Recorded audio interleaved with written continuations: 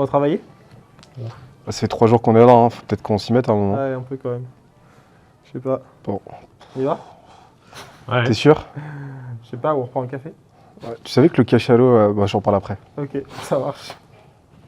Allez.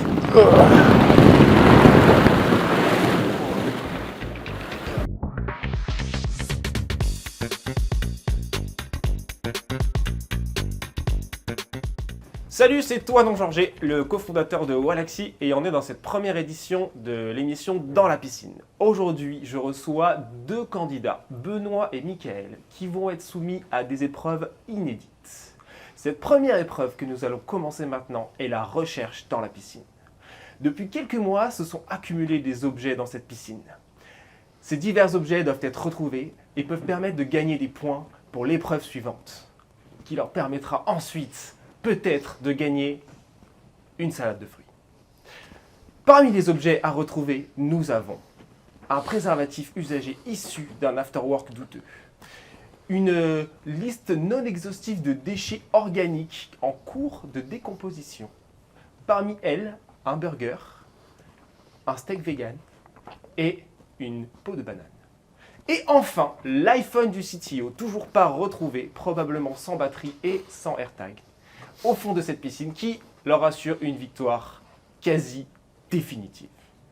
Benoît, Mickaël, êtes-vous prêts pour cette émission? Plus maintenant. Je m'en vais. J'étais prêt jusqu'à l'intro. C'était ma meilleure intro. Non, pas du tout. La thématique de l'émission Dans la piscine, c'est un format chill dans lequel on va aborder différentes thématiques. Au cours de cette émission, on va piocher des boules dans la piscine qui vont nous donner des thématiques d'expertise de nos invités que je vais présenter maintenant. J'ai Benoît Dubo, que tout le monde connaît, je pense. En tout cas, toute personne qui a ouvert LinkedIn dans les 3 dernières années connaît, c'est une évidence, qui est cofondateur de Scalesia, une agence qui accompagne les PME et startups. Il ne faut pas dire agence, Une startup qui accompagne, qui copilote votre croissance, qui vous accompagne de manière holistique pour vous aider, pas à utiliser des hacks, mais à créer une croissance pérenne. Et avec Benoît, j'ai Mickaël Proust qui est Head of Customer Experience à Wallaxy et qui gère chez nous toute l'expérience client, le relationnel et la partie accompagnement de nos clients pour répondre à leurs questions et faire en sorte qu'ils aient la meilleure expérience sur le produit. Pour une petite question d'intro, on a mis une thématique fruits et légumes. On ne sait pas vraiment pourquoi et du coup, je vais demander à mes invités de se présenter en donnant leurs 3 fruits et légumes qui les définissent et potentiellement, s'ils le peuvent, une explication associée. Je permets à Benoît de commencer, qui a l'air plus opérationnel. Le topinambour, parce qu'il faut savoir surprendre, premièrement. Et en même temps, c'est un légume ancien et c'est souvent avec de l'ancien qu'on fait meilleur nouveau. Voilà, c'est comme ça, c'est un de nos mantras chez Scalesia, parce qu'on repose pas sur des hacks, on repose sur... c'est très corpo ce que je suis en train de dire, mais on repose sur nous des premiers principes qui nous permettent derrière de faire des choses intéressantes et pas sur le dernier hack en vogue parce qu'on sait tous que c'est ultra périssable, c'est une perte de temps, ça donne une illusion d'intensité et d'exécution alors que tu perds juste ton time. Les pommes parce que j'en bouffe environ 13,2 par jour en moyenne, j'ai calculé. Épluché ou pas épluché? Ça dépend si c'est bio ou pas. Okay. Ça m'arrive de les manger pas épluchés, pas bio, et j'évite parce que perturbateurs endocriniens, tout ça. Ouais, on va se préserver les gonades. Et dernièrement, j'ai envie de te dire la pastèque parce que c'est le cucurbitacé de mon enfance. Ok. Cucurbitacé. Et toi? Parce que c'est un cucurbitacé. Waouh. Je l'ai appris. Ouais. De la famille de la courgette. On aura un truc en plus pour vous. À l'audience. Voilà, comme ça vous le saurez. On va juste afficher la définition de cucurbitacé. Hein. C'est l'orthographe aussi. Toutes les courgettes et consorts, tu vois. Ouais, je vois. Non, mais c'est pour c'est une courgeoïde. l'audience, on ne sait pas à quel niveau d'éducation elle a, tu vois. Donc, moi, je mettrais la patate, la pomme de terre, parce qu'elle est réconfortante. On peut faire des frites, de la purée avec, et voilà. Je trouve que c'est versatile. C'est un beau légume, c'est versatile, tout à fait. Voilà. Il a trouvé l'explication pour moi, j'adore. Je dirais la tomate. Parce que dans l'inconscient collectif, on ne sait pas vraiment si c'est un fruit ou un légume, c'est bien, ça pousse en été, c'est joli, c'est sympa. Et je mettrais la fraise. Parce que la fraise, notamment la fraise des bois, parce qu'elle est cachée, on ne sait pas trop. Et quand on la voit, il y a toujours ces petits côtés de « Waouh, j'ai trouvé une fraise ». Voilà, c'est la surprise. C'est génial. Meilleure intro, meilleure idée d'intro. Donc cette idée d'intro est sortie il y a à peu près 3 minutes avant le début de l'émission, j'adore. C'est une bonne idée. Pour les thématiques du jour, On va piocher une boule dans la piscine. Je propose que Mickaël, tu pioches la première boule, ça va me donner une couleur et on va aborder la thématique qui est sur ces superbes cartes que Behind the Skill nous a fournies. Je ferme les yeux ou pas? Ouais. Allez. Orange. La couleur orange. Oh, c'est ma première carte. Satisfaction et rétention client. Donc c'est super intéressant parce qu'aujourd'hui, on a deux modèles qui sont très différents. On a d'un côté un modèle accompagnement client de service dans lequel l'idée c'est d'accompagner les clients avec une prestation de service. Et de l'autre côté, on a un logiciel, donc modèle SaaS, logiciel par abonnement, sur lequel 100% de la relation client, elle passe par un support chat. Et donc il y a une grosse différence. Et l'idée, c'est un petit peu d'aller explorer quels sont les avantages de chacun. Souvent, quand on va écouter un podcast, souvent, on va avoir une personne qui a fait un choix et qui va expliquer son choix et essayer absolument de vendre sa sauce en mode c'est la meilleure solution. Or, je pense qu'il y a des situations qui s'adaptent à différents business et à différentes problématiques. Et donc là, l'idée, c'est d'aller explorer quels sont les avantages et les inconvénients de chacun de ces modes de relation client et comment, dans les deux cas, arriver à proposer la meilleure expérience client. Comme première question, comment on définit la satisfaction client, que ce soit via le chat ou via la partie account-based management? Pour nous, en tout cas, la satisfaction client, on va la mesurer au travers d'un indicateur majeur qui est un grand classique, c'est le CSAT. Donc ça va être le petit questionnaire qu'on envoie systématiquement après chaque interaction. Ça, c'est aussi important, c'est qu'on va nous mesurer chaque interaction client et demander au client quel est son avis sur le moment qu'il a passé avec nous à cet instant T.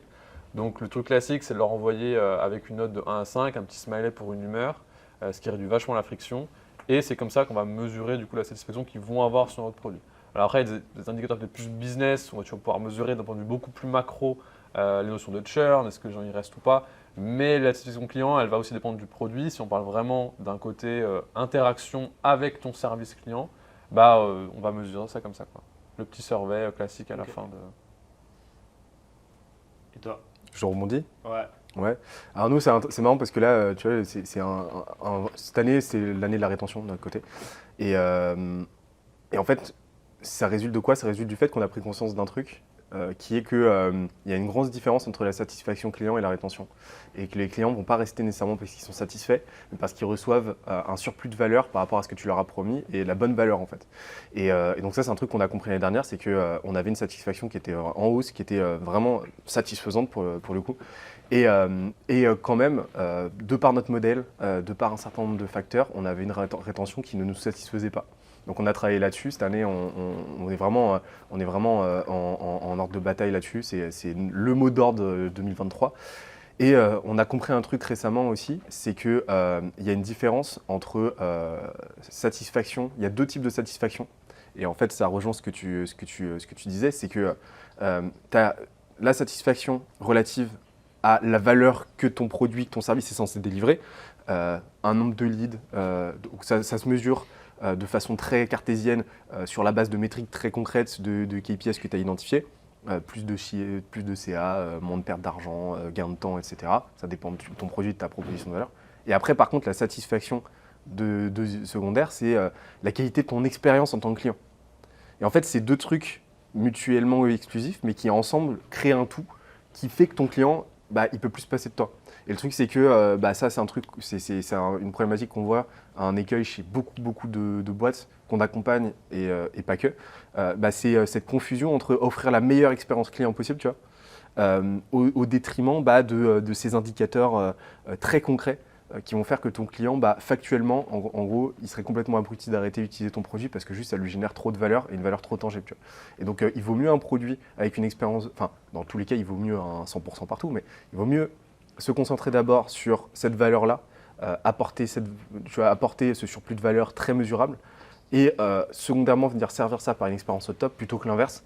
Le truc contre-intuitif, c'est que c'est plus facile de faire l'inverse. C'est plus facile d'abord de faire en sorte de régaler les clients avec une expérience au top, que c'est un truc que tu mesures au quotidien, qui peut se mettre en place juste avec du care, juste avec un petit peu de bon sens.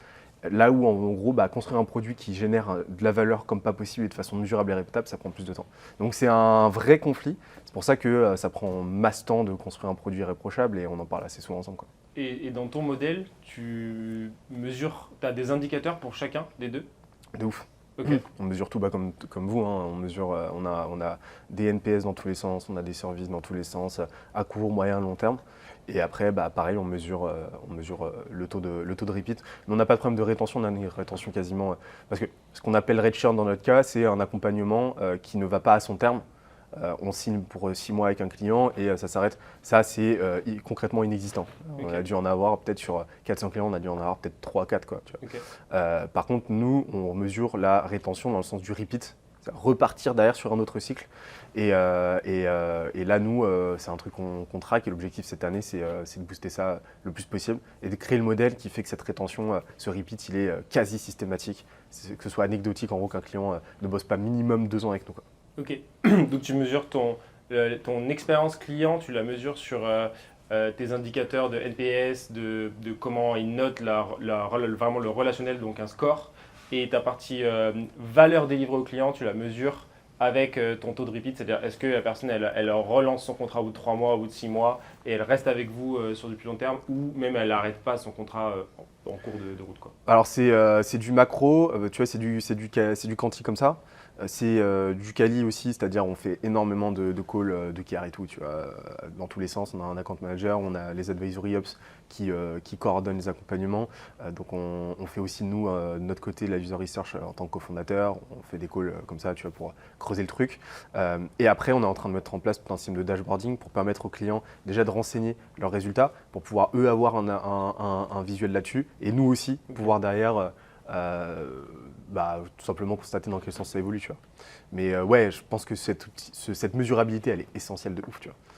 Ok. Mais donc, ça veut quand même dire que là, dans le côté satisfaction client, on va vraiment arriver à séparer tous les indicateurs pour chaque pan sur est-ce que ton produit aujourd'hui, il répond ou pas aux besoins du client. Parce qu'en fait, c'est ça qui est sous-tendu. C'est-à-dire que si ton produit ne répond pas parfaitement à ce que le client attend, parce qu'il vient là, il a trouvé ton truc et c'est pas forcément exactement ce qu'il attendait, c'est pas forcément la valeur que tu délivres, là, effectivement, tu as beau avoir la super expérience client, la meilleure au monde, en fait, au final, il n'y a rien qui se passe. Et la réciproque est vraie. Tu as une expérience client qui peut être très mauvaise, donc tu tapes dans l'émotionnel, donc ils ne sont pas contents, mais quand même le produit de la valeur. Et donc, du coup, tu arrives quand même à avoir une forme de rétention. Juste, c'est un peu différent. Mais je trouve qu'il y a un élément qui est clé là-dedans, c'est que, par exemple, nous, les gens vont venir nous voir, mais on ne va pas trop aller vers eux. Alors, j'ai l'impression que dans ton modèle à toi, il y a vraiment une relation qui est forte, humaine, entre le client que tu accompagnes, et le mot est fort, c'est j'accompagne quelqu'un, alors que nous, on vient plutôt faire entre guillemets du dépannage, puisque on fait du support principalement. Donc je trouve qu'effectivement, et quand on parle même de NPS, la notion de NPS, c'est quand même est-ce que tu recommandes le produit à quelqu'un? Donc ça va vraiment au-delà de est-ce que je suis content du service client avec qui j'ai interagi, quoi. Il y a une vraie, il y a un vrai proxy, c'est pour ça que nous, par exemple, une métrique qu'on inclut dans ce calcul-là de la rétention et au global de est-ce que notre produit remplit sa mission, c'est pareil, c'est le referral.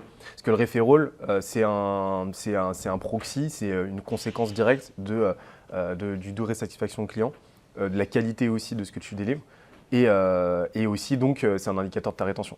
Parce que si un client te réfère à quelqu'un d'autre, c'est nécessairement qu'il en veut encore plus pour lui.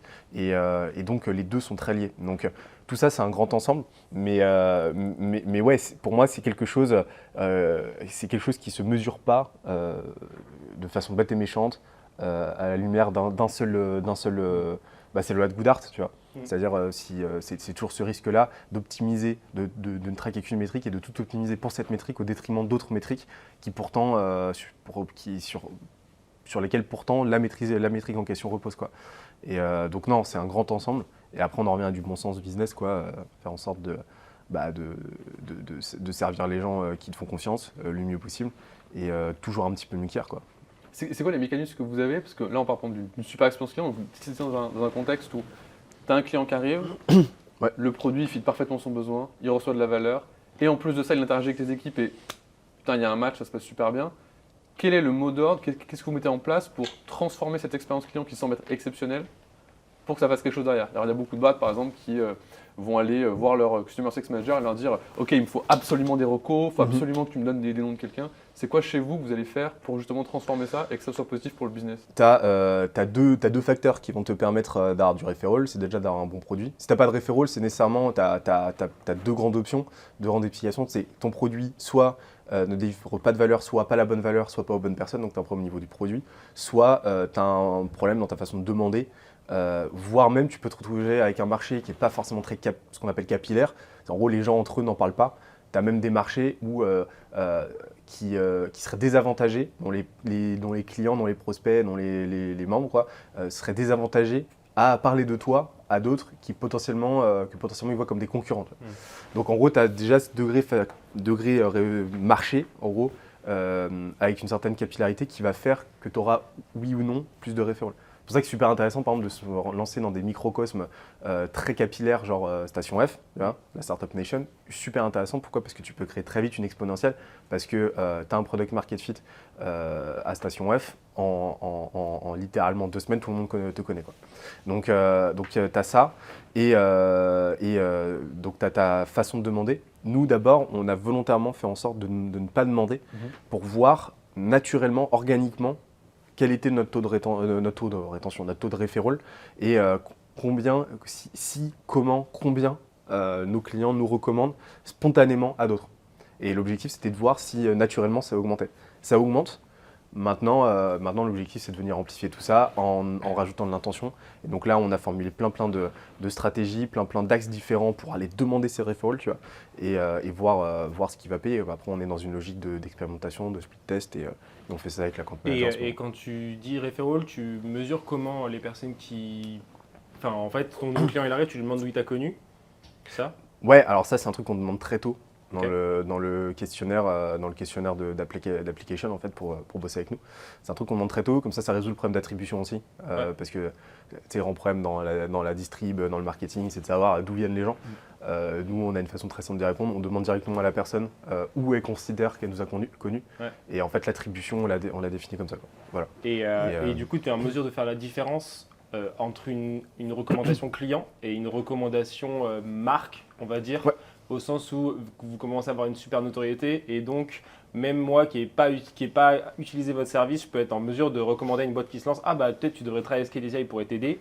Ouais. Ça, tu sais faire la différence entre recommandation client et ta recommandation de marque, qui est des gens qui s'imaginent que tu as un bon service mais qui ne l'ont pas eux-mêmes utilisé. C'est une super question. C'est ça, bah là, à l'échelle du questionnaire, non, c'est pas possible parce que c'est bouche à oreille. Ouais. Donc ça, par contre, on le discrimine assez facilement derrière pendant les entretiens de vente parce qu'on passe beaucoup de temps avec nos prospects et par la suite. Moi, franchement, ce que je considère comme académiquement un referral de la part d'un client, c'est une intro par mail. Ouais. Moi, c'est ou alors voilà, c'est quelque chose qui sort justement de notre funnel habituel. Et c'est quelqu'un qui va faire une intro directement, qui va filer le contact d'un de nos sales ou qui va filer le contact à un de nos sales d'un prospect potentiellement intéressé de son entourage.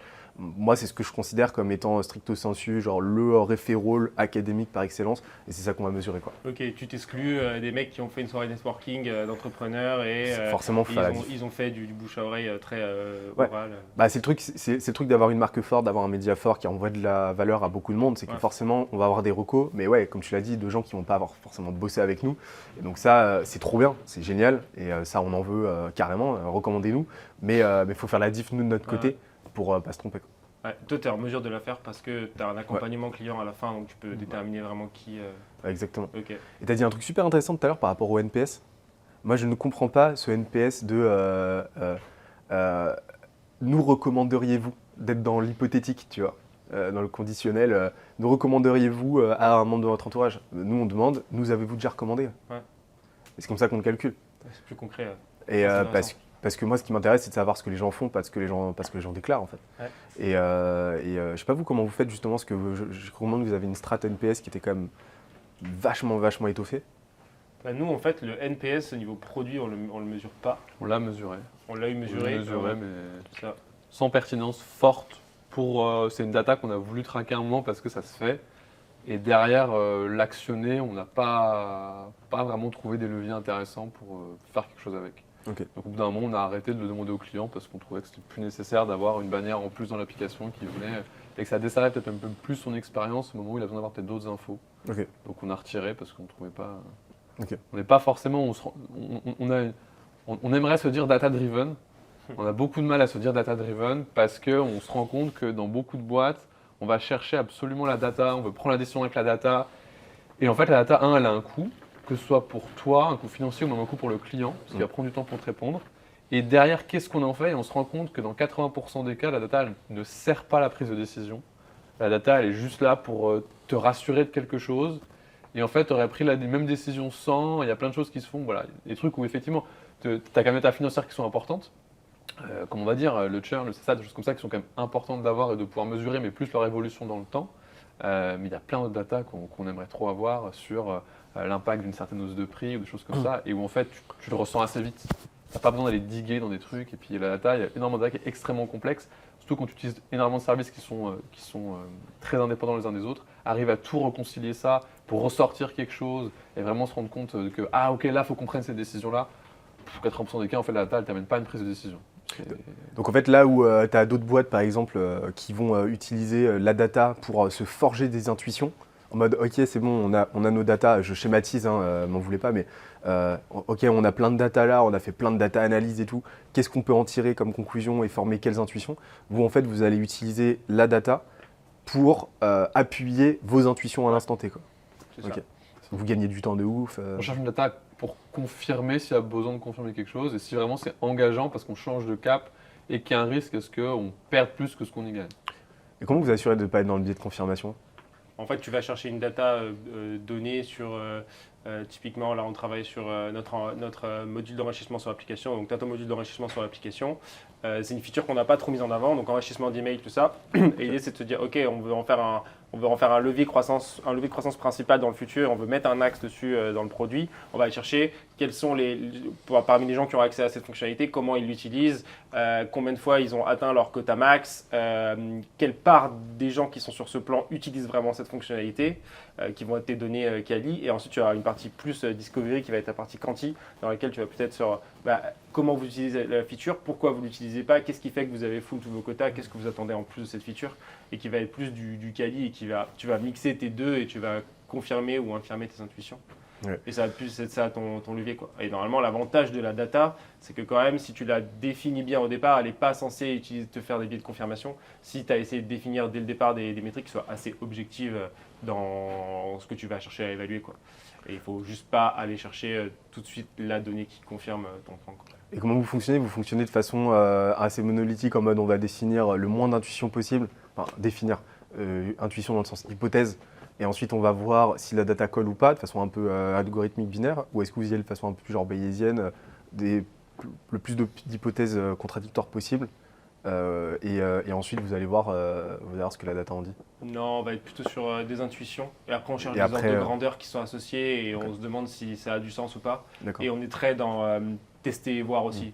C'est-à-dire, dans tous les cas, ta donnée, elle te donne une information qui est limitée et potentiellement sa valeur, sa validité, elle est aussi limitée. C'est-à-dire, parmi ce que tu as essayé de collecter comme données, qu'est-ce qui est véridique ou pas. Typiquement, l'exemple de l'enrichissement est un bon exemple, parce qu'aujourd'hui, c'est une fonctionnalité dont le parcours utilisateur est complexe.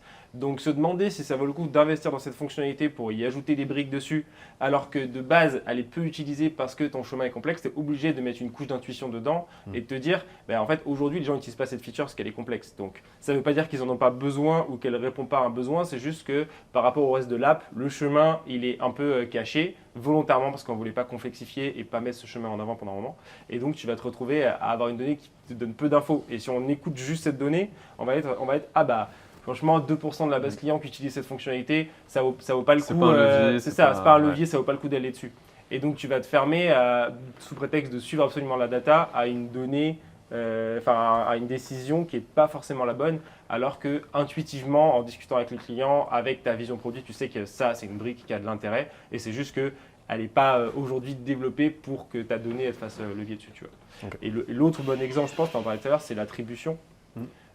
Donc l'attribution, c'est le fait d'être capable d'identifier d'où vient ton client et tu vas avoir beaucoup de boîtes. Donc nous, tous les deux, on crée beaucoup de contenu.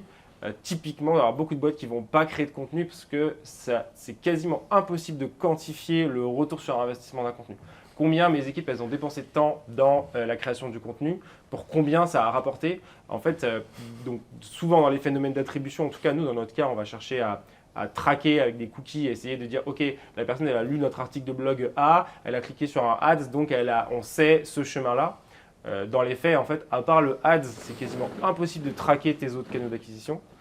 Même le SEO, si tu as ouvert l'article sur ton mobile, que tu as téléchargé l'application sur ton PC, la distinction est faite, on n'est pas capable de suivre cette expérience-là. Et encore plus, combien la personne a vu de posts LinkedIn avant de sign up sur ton produit ou dans ton cas d'apply pour une démo, enfin pour un échange.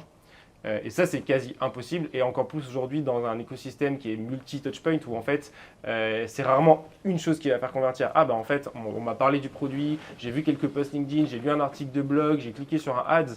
Et là-dedans, comment tu attribues tes canaux, c'est compliqué. Et donc, je trouve que c'est un avantage concurrentiel de des fois pas trop se prendre la tête avec la data et de dire intuitivement, on sait que ça marche, il faut y aller, quoi. Je ne sais pas si vous avez une manière de mesurer le ROI par exemple de votre contenu.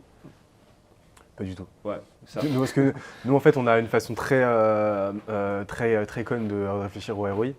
On ne réfléchit pas en ROI, on réfléchit en coût d'inaction. Ok. Donc nous, on se pose la question de, ok, à quoi ressemblerait notre boîte si on arrêtait de faire du contenu? Ben, il n'y a plus de boîte. Ouais. Donc on fait du contenu. Voilà. J'aime beaucoup l'approche. Et donc en fait là, t'évites une pollution mentale qui est incommensurable. Et après, tu peux commencer à te poser la question de, ok, qu'est-ce qui se passe si je fais plus de contenu? Et là, tu réfléchis en un modèle mental que j'aime beaucoup, qui est l'input, output, outcome. Tu maîtrises. Donc l'input, c'est l'action que tu fournis. L'output, c'est le résultat que ça génère. L'outcome, c'est la résultante financière de l'output. Et en fait, quand tu réfléchis un petit peu, tu te rends compte qu'entre tout ça, tu as énormément de chaos, tu as énormément d'intangibles, d'impondérables, de contextes qui vont faire que tu ne peux pas prédire ton outcome. Tu peux prédire des ordres de grandeur, rétrospectivement. Donc sur la base d'outcome que tu as déjà généré, là tu peux extrapoler, dire ok, bon, voilà les ordres de grandeur, si je trace une courbe, nécessairement je vais tomber là. C'est ce qui te permet de faire des prévisionnels financiers et tout. Et ça demande un niveau de compétence qui fait qu'on paye des DAF de 1000 € la journée. Donc ça demande un certain niveau de maîtrise. Par contre, un truc que tu maîtrises et que tout le monde maîtrise, c'est ton input. Comment je peux en faire plus, comment je peux en faire mieux. Et donc nous, on se concentre là-dessus. Ok, bah là, aujourd'hui, ça marche, on est content. Si on essaie de faire un petit peu mieux à chaque fois, comment ça se passe? Si on essaie d'en faire un petit peu plus que la semaine précédente, comment ça se passe? Et en fait, mécaniquement, tes ordres de grandeur vont augmenter et le seuil d'outcome dans lequel tu évolues, naturellement, en fait, il va augmenter. Et on réfléchit en seuil, nous, comme ça. Et ça se passe très très bien. Et on applique ça pour tout. On évite au maximum les objectifs d'outcome dans la boîte. Pourquoi? Parce que justement, loi de Goodhart, déjà, tu vas tout optimiser pour celle-ci et au détriment du reste. Et alors que c'est ce reste qui fait que cette métrique-là est viable. Et en plus de ça, c'est la pollution mentale parce que tu ne maîtrises pas. Alors que si tu te concentres sur ton input, tes sales par exemple, le nombre d'appels que tu vas faire, le nombre de relances que tu vas faire, le temps que tu vas passer à te former, et tu fais en sorte à chaque fois d'être un peu plus prolifique que le mois, que le quarter précédent, en fait, tu progresses de fou. Et c'est comme ça qu'on a une équipe sales qui est passée quand Jules, mon associé, est arrivé, ils étaient objectivés à... tu vois, un des seuls objectifs d'outcome qu'on a, c'était, je crois que c'était 25 000 €. Là, on a des sales qui, quasiment tous les mois, dépassent les 100 000 € de CA signé. Pourquoi? Parce qu'en fait, on s'est concentré sur l'input. Et on ne s'est pas cloisonné à un seuil de CA à atteindre. Voilà. C'est intéressant. Sur le chat, aujourd'hui, comment toi tu mesures, pour mettre en comparaison ça, qui est effectivement un processus plus commercial, et nous, un processus support dans lequel, dans beaucoup de boîtes, tu vas avoir des évaluations très quanti, justement, de la performance d'un agent au support. Comment toi, tu évalues aujourd'hui la performance des personnes dans ton équipe? Nous, je pense qu'il y a une relation qui est assez comparable, au sens où de ce que je comprends, c'est que vous donnez une obligation de moyens et on veut optimiser les moyens qu'on y met. Ouais. Et les résultats, nécessairement, ou on pense en tout cas, ils vont découler de ça. Ouais, On ne veut pas optimiser les résultats. Ça voudrait dire que potentiellement, on va aller triquer les moyens et qu'il y a un truc qui pue. Nous, aujourd'hui, par exemple, on a fait des expériences où on s'est dit, viens, on optimise, on optimise le fameux CSAT. On veut avoir le plus de 100% de sati sur nos clients. Ok. Et on a voulu faire ça pour voir quelles étaient les mécaniques qu'on pouvait appliquer pour ça. Et en fait, tu te rends compte que tous les logiciels de gestion, on passe par Intercom et de gestion du service client, vont gérer cette note avec certains facteurs, vont envoyer des surveys à tel moment, et qu'en fait, un client mécontent, tu le laissais 7 jours tout seul, tu fermais la conf, tu lui répondais pas du tout, il n'y avait pas de survey qui était envoyé, ça éliminait potentiellement un avis négatif. Et on se rend compte que, ok, si effectivement tu veux absolument maximiser ce résultat-là, ça n'a aucun sens. Si je veux maximiser pour une seule personne le temps d'attente d'un client, il va se jeter sur toutes les conversations qui sont en train d'arriver là, dans les 30 secondes, il va juste dire bonjour, parce que ce qu'il veut, c'est maximiser son first response time. Et derrière, les clients, ils vont attendre 2 heures. Parce qu'en fait, ils vont en avoir 60 qui vont être là. Pareil, tu veux maximiser le volume que tu veux gérer, même problème. Nous, aujourd'hui, on construit pour chaque personne de notre équipe un espèce de persona avec quoi il est à l'aise. On va avoir des gens qui vont dériver une très forte satisfaction de prendre un client qui arrive avec un sentiment très négatif. Ils vont se poser, prendre du temps et essayer de lui faire changer d'avis. C'est un exercice qui est beaucoup plus long que des gens qui vont avoir un profil plus où ils vont se prendre des shots de dopamine à chaque fois qu'ils vont close une combe. Donc eux, on va plutôt appeler ça des killers de combes. Ils vont arriver, ils vont se dire ok, 60, ça marche, j'arrive, casque, gros flow et tac, tac, tac, tac, tac, tac, tac, tac. Eux, ils cherchent ça. Et du coup, on se rend compte que ces personnes-là font qu'ils n'ont pas les mêmes pics d'énergie dans la journée, qu'ils ne gèrent pas forcément de la même manière. Et aller comparer des volumes là-dessus, c'est un peu compliqué. Parce qu'en fait, ils vont tous délivrer une valeur forte, mais pas exactement aux personnes, pas exactement de la même manière. Donc, il faut qu'on leverage ces compétences-là. Donc aujourd'hui, nous, ce qu'on va regarder vraiment, et l'indicateur, on va dire rouge, quand on a quelqu'un chez nous qui sous-performe, c'est on va prendre l'ensemble de nos personas, voir un peu cette personne-là, où est-ce qu'elle est dans cet écosystème-là, et c'est quoi son écart à la moyenne. Les gens qui ont le même profil qu'elle, qui aujourd'hui sont validés chez nous, qui performent, ils performent de combien de plus, et on cherche à savoir pourquoi. Et dès qu'on voit en fait justement ces écarts à l'ensemble de l'équipe, parce qu'on a aussi une petite règle, c'est que souvent les gens quand ils arrivent chez nous, ils disent ok, c'est quoi le nombre de tickets qu'il faut tomber par jour. Ouh là là. Non, attends, je t'explique un truc très simple. Le ticket, il a une typologie. Il arrive, il peut être super compliqué. Je te mets 15 tickets compliqués, tu en as pour la journée. C'est-à-dire qu'ils vont faire que te répondre, tu vas être à 6 messages par ticket, ça va être un enfer à gérer. Tu en auras fait 20, à côté, tu as quelqu'un qui en aura fait 160. Ça n'a pas de sens de donner un chiffre. Par contre, le truc, c'est vrai, c'est qu'on a un flux entrant, avec un volume dit de tickets, et il faut qu'il soit géré. Alors, des fois, c'est plus long, des fois, les gens attendent plus longtemps, etc. Mais le but, c'est qu'à la fin, ils aient cette expérience-là. Quand on arrive au moment où on sait que, en fait, on n'arrive plus à gérer, il y a toujours un reste, on n'arrive pas à être à zéro dans la journée, ok, il y a un problème soit de process, soit de people. Il faut qu'on augmente notre nombre de people, ou il faut qu'on change nos process pour être plus performant. Donc, c'est vrai que là-dedans, on est dans cette même logique de dire, il faut qu'on ait le plus de moyens pour qu'eux, ils puissent faire un travail le mieux possible.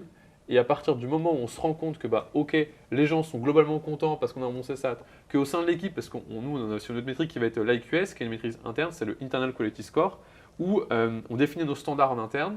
Et après, chaque personne de l'équipe va mesurer sa performance par rapport à ces standards. Donc en fait, elle va relire tout simplement des interactions qu'elle a avec le client, et se dire, ok, là je me trouve assez empathique, pas assez empathique, je pense que j'ai eu la bonne solution, peut-être qu'il y avait une solution qui était meilleure, là je pense que c'était pas un bon jour, ou oh, là j'ai délivré une super action, je suis super content de mon travail. Et elle va aussi aller voir les performances des autres personnes et donner son avis dessus. En disant, ah bah là, je trouve que c'est super ce que tu as fait, ou là, ah moins bien, on aurait pu faire ça, ça, ça. Et du coup, on va arriver à construire déjà un premier truc qui va être, c'est quoi la différence entre le sentiment client, qui est donc notre interaction, et le sentiment équipe, notre interaction. Et l'idée là-dedans, encore une fois, ça va être de, si on arrive à aligner les deux, l'équipe se dit, masterclass, c'est pas mon travail. Le client dit, super expérience client, on est bon. L'inverse est vrai, l'équipe peut dire, super bon travail, le client peut être déçu. Généralement, c'est parce qu'en fait, ce qu'il a noté, c'est pas l'expérience client, mais l'expérience produit. Bon, là, malheureusement, on ne peut plus faire grand-chose. Mais l'inverse est aussi vrai, où un client peut arriver et, par manque de connaissances, va trouver qu'il a eu une bonne interaction, d'un point de vue humain avec la personne. Donc en fait, il y a un lien émotionnel qui s'est créé et c'est OK. Il considère qu'il a eu une bonne réponse. Et en interne, on va dire, oh là là, pas du tout.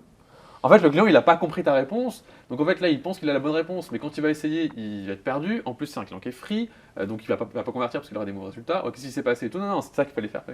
Donc du coup, on arrive à gérer ça. Et on ne mesure pas un indicateur. On mesure vraiment un ensemble de facteurs qui vont faire que tu peux avoir à la semaine 60-50 confs d'écart entre deux personnes.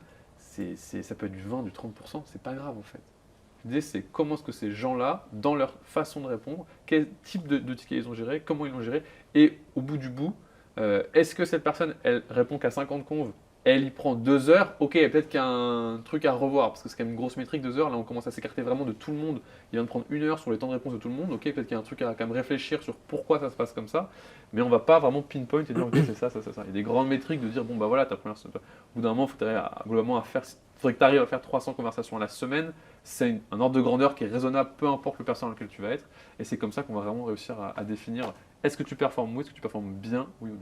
Ok, donc en gros, réussir à vraiment allier un input de quantité avec un output de qualité, quoi. En gros, Ouais. c'est ça. Ok. Sur plein de métriques différentes au niveau du quantique, quoi. C'est-à-dire que, ouais, ok, tu fais du volume, mais en combien de temps, pour quelle performance, combien de messages tu mets dans tes conversations. Et après, on va essayer d'optimiser en fait chaque petite métrique selon la personne.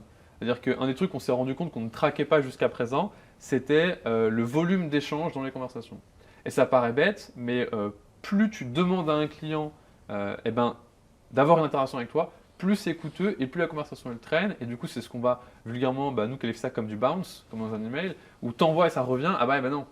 Plus on peut minimiser ça, mieux c'est. Et du coup, c'est le genre de truc où on se dit, ok, comment est-ce qu'on peut arriver à ce que chaque personne dans notre équipe arrive à délivrer cette valeur. Une personne qui veut tomber de la conversation, il va falloir qu'elle ait ce réflexe de dire, ok, comment est-ce que quand il n'y a pas une autre personne qui peut gérer une conf qui est assez longue et compliquée, comment est-ce que moi, avec mon état d'esprit, j'arrive à y aller et quand même délivrer une valeur. Je vais être sous-performant par rapport à une personne qui vraiment kiffe ça et du coup va pouvoir avoir des moyens, des ressources de ouf, mais on arrive à partager la connaissance le plus possible pour que du coup ils arrivent quand même à être assez versatiles, mais qu'au final ils arrivent à se gérer comme ça, quoi. Je voulais te demander, Benoît, dans cette partie service, c'est quoi les 3 à 5 éléments clés qui vont faire que tu as un bon relationnel client? Là, je parle vraiment de cette partie relationnelle. Ouais. Dans l'accompagnement. On en revient à la loi de Goodhart, toujours, mais qui n'ont pas compris que leurs intérêts sont parfaitement alignés à ceux de leurs clients. Donc déjà, est-ce que tu fais ça parce que tu as envie de cocher des cases ou est-ce que tu fais ça parce que foncièrement la personne que tu as en face, tu as envie de la régaler, quoi. Donc première chose. Ensuite, empathie. Donc empathie, ça entend l'idée de foncièrement te mettre à la place du client. Ça entend de complètement mettre en sourdine ton ego. Ton ego, tu peux pas l'évaporer, mais par contre, tu peux le mettre en sourdine, tu peux le mettre à la bonne place. Et ça te permet aussi, cette empathie-là, de créer le bon cadre pour pouvoir avoir le bon échange où l'objectif, c'est que toi, tu sois au sein de ce cadre-là, celui qui joue le rôle de l'aidant. Tu vois. Donc l'empathie, c'est fondamental pour moi. Te mettre à la place aussi de la personne, pas forcément être dans la sympathie, ressentir ses émotions, ressentir sa colère, mais par contre, en prendre acte, l'interroger. Et le troisième, là, c'est plus, c'est plus un hard skill. L'empathie, c'est un soft skill. C'est l'écoute active. Un truc que j'aime beaucoup, c'est dans l'écoute active, une technique d'écoute active assez intuitive, mais qui est super efficace, que j'aime beaucoup, par exemple, c'est le label. Tu labelles, tu vas mettre un terme concret, mais que tu vas toi proposer sur la colère, sur l'insatisfaction, ça résonne de ton côté, sur l'insatisfaction de la personne, pour lui faire comprendre par cette reformulation que tu as bien compris. Ou alors en tout cas, lui permettre de reformuler pour que toi tu comprennes mieux.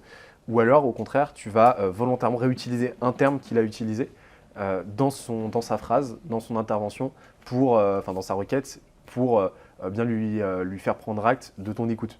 J'ai réutilisé un terme clé que tu as utilisé, donc j'ai entendu. Et dernièrement, c'est la reformulation globale. Ok, donc si j'ai bien compris, ton problème c'est ça, et tu as envie de ça, voilà l'agenda, est-ce que j'ai bien compris? Et en gros, c'est vraiment signifier à la personne que tu es pleinement à dispo pour elle et que ton objectif, c'est lui aider à trouver une solution à un problème que tu as identifié. Tu vois. Et franchement, ces 3 points, s'ils sont cochés, tu as déjà répondu à une majorité des enjeux en termes de relationnel client en tout cas. Je ne parle pas d'expérience client, mais de relationnel client. Ok. Je ne sais pas ce que tu en penses, toi. Je suis assez aligné là-dessus. Je pense que j'apporterais pas un bémol, mais une ouverture là-dessus, c'est que ça s'applique partout.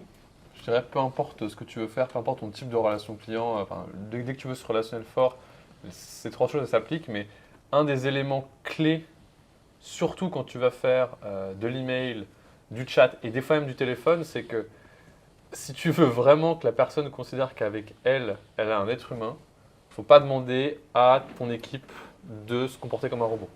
Parce qu'on connaît tous, on a tous eu des expériences de t'es au téléphone avec quelqu'un qui a un script et qui va reformuler. Et là, tu as envie de l'encastrer contre un mur. La reformulation, quand elle est faite de manière Bien sûr. scriptée, c'est un enfer. Ah non, mais c'est pour ça. L'empathie, quand on te met des mots qui veulent rien dire, qui ne sont pas forcément aussi précis, et ça, c'est un élément qui est ultra important, c'est que souvent, même dans le labelling, on va te dire « Oui, en fait, il s'agit de dire que je comprends votre colère, je suis d'accord avec vous. » Ouh là là, non, on passe à côté du point là. C'est la précision, il faut être chirurgical sur… Et c'est vraiment ce truc de… Faut être humain en fait. C'est juste ce truc, c'est que il faut servir comme t'aimerais être servi, voire mieux. Et dans la relation avec le client, un truc moi, qui me marque beaucoup, et je pense que les restaurants ou même les commerces de proximité en sont un parfait exemple, c'est que souvent tu rentres et personne ne t'adresse la parole. Ou alors on te parle, mais c'est très transactionnel. Alors que c'est pourtant si simple de faire du bon service client. Ça l'est un peu plus de faire un service exceptionnel, mais un bon service client, un bon relationnel, c'est ultra facile. Sourire, bonjour, au revoir, merci, le faire avec conviction, être là et juste vouloir réellement, foncièrement interagir. Et ça, ce que tu dis dans le truc de faut vouloir aider le client.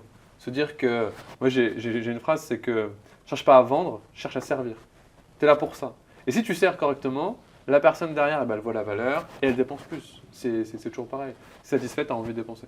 Donc c'est juste le petit truc où effectivement, c'est les 3 grandes lignes, mais on a tellement d'expérience sur ces 3 trucs, on a l'impression qu'on les a transposés et mis là, et en fait on l'a très très très mal mis là en place et C'est ça l'effet pervers. c'est pour ça que nous, on a à la fois côté account management, côté relationnel client, avant, pendant, après la vente, on a 0 script chez nous.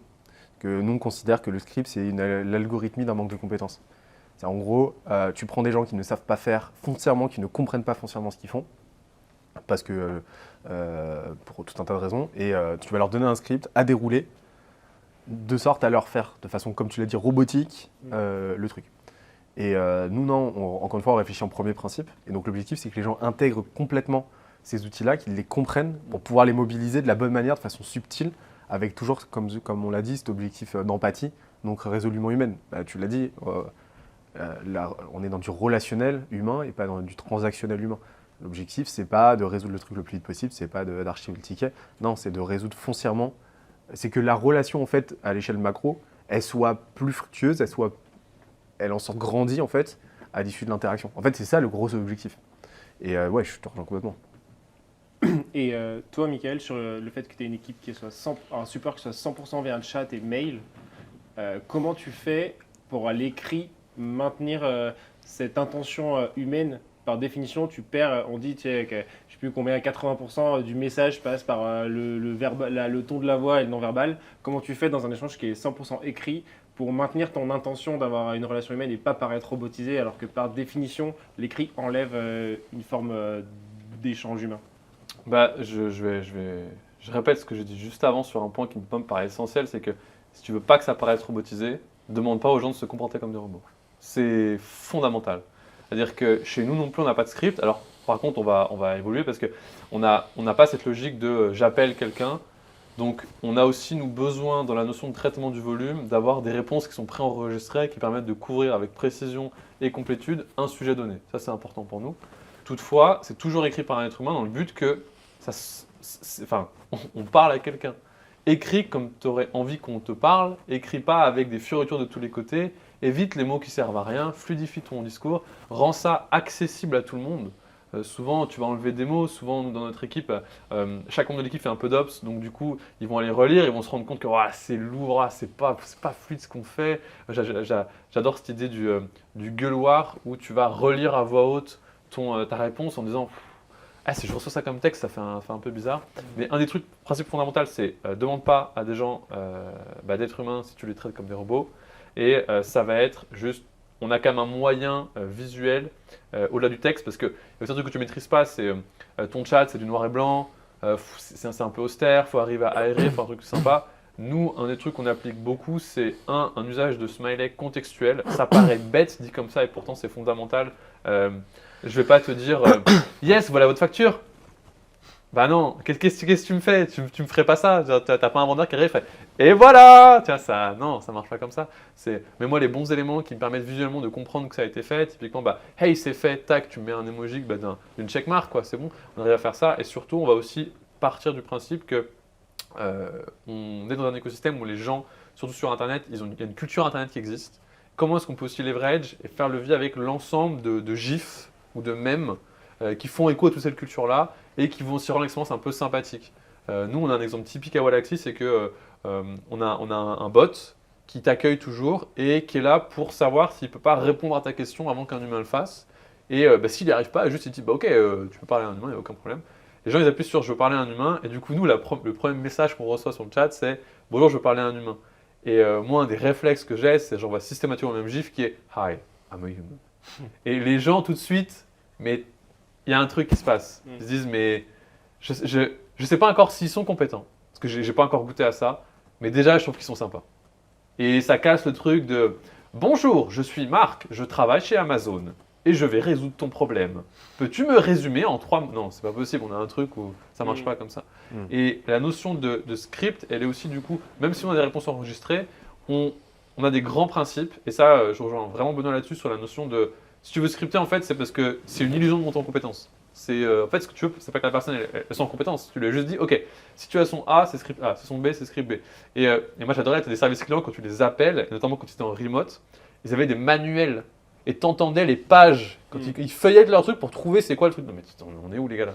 Et il y a vraiment ce truc de contexte, de mener tes équipes avec le contexte de pourquoi on est là et qu'est-ce qu'on attend. Nous par exemple on a fait des workshops pour demander à l'ensemble de nos équipes qui vont parler aux clients, c'est quoi pour toi une bonne expérience client? C'est quoi pour toi une mauvaise expérience client? Et tous ensemble, ils racontaient des anecdotes. Et en fait, on arrive très très vite à sortir des grands apprentissages. Et un des trucs, c'était j'ai le sentiment qu'on m'a écouté. Et un truc autre, c'est que j'ai le sentiment qu'on m'a rassuré.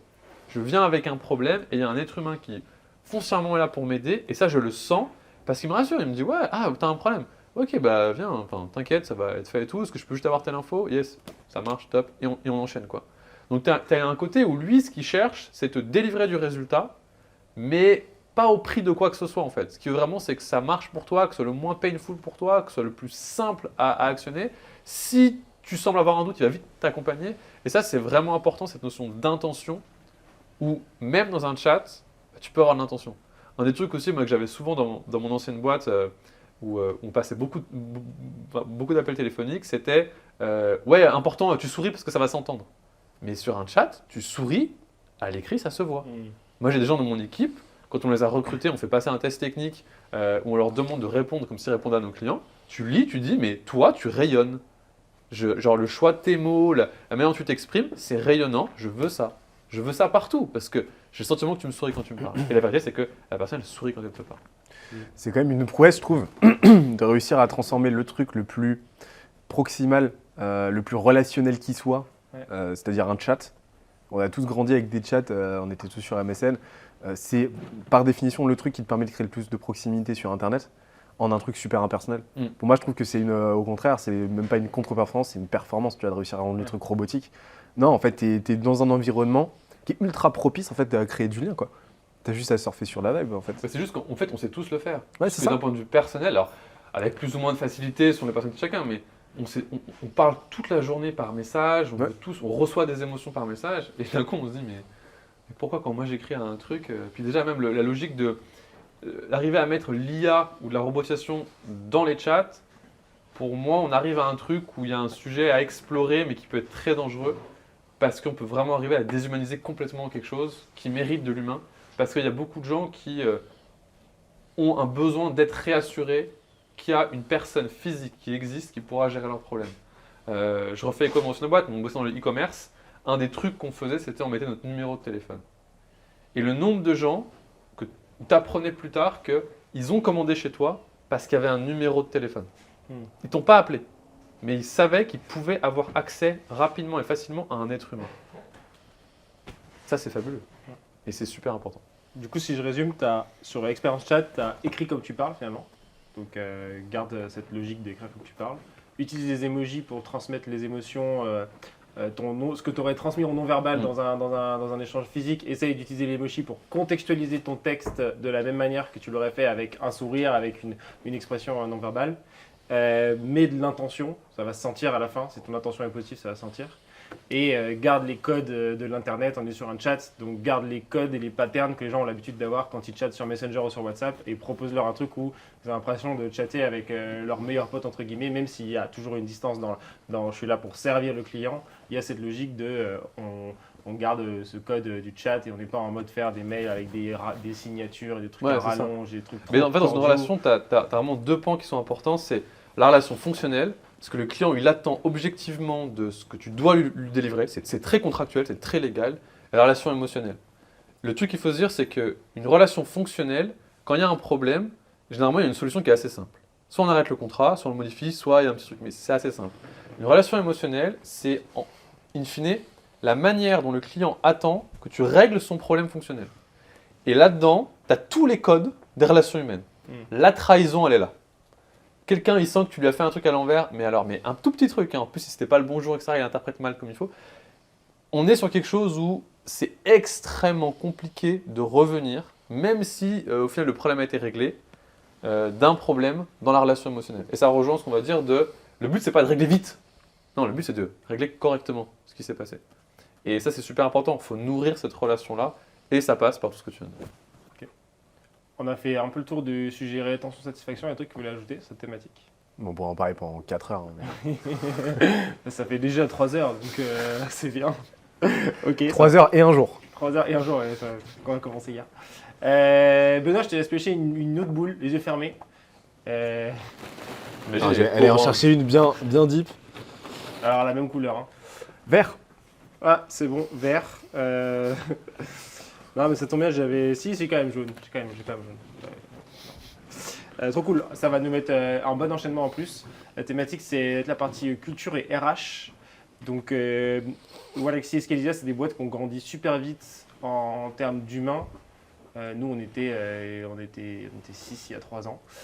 Voilà. On Et est vous, 1000 je sais pas à combien vous êtes là, mais vous êtes à 25, c'est ça à peu près? Ouais, on est à 25, 45 environ. J'ai pas compté. Non, on est à 25. Ok. On est passé, on a x3 la taille de l'équipe en un an.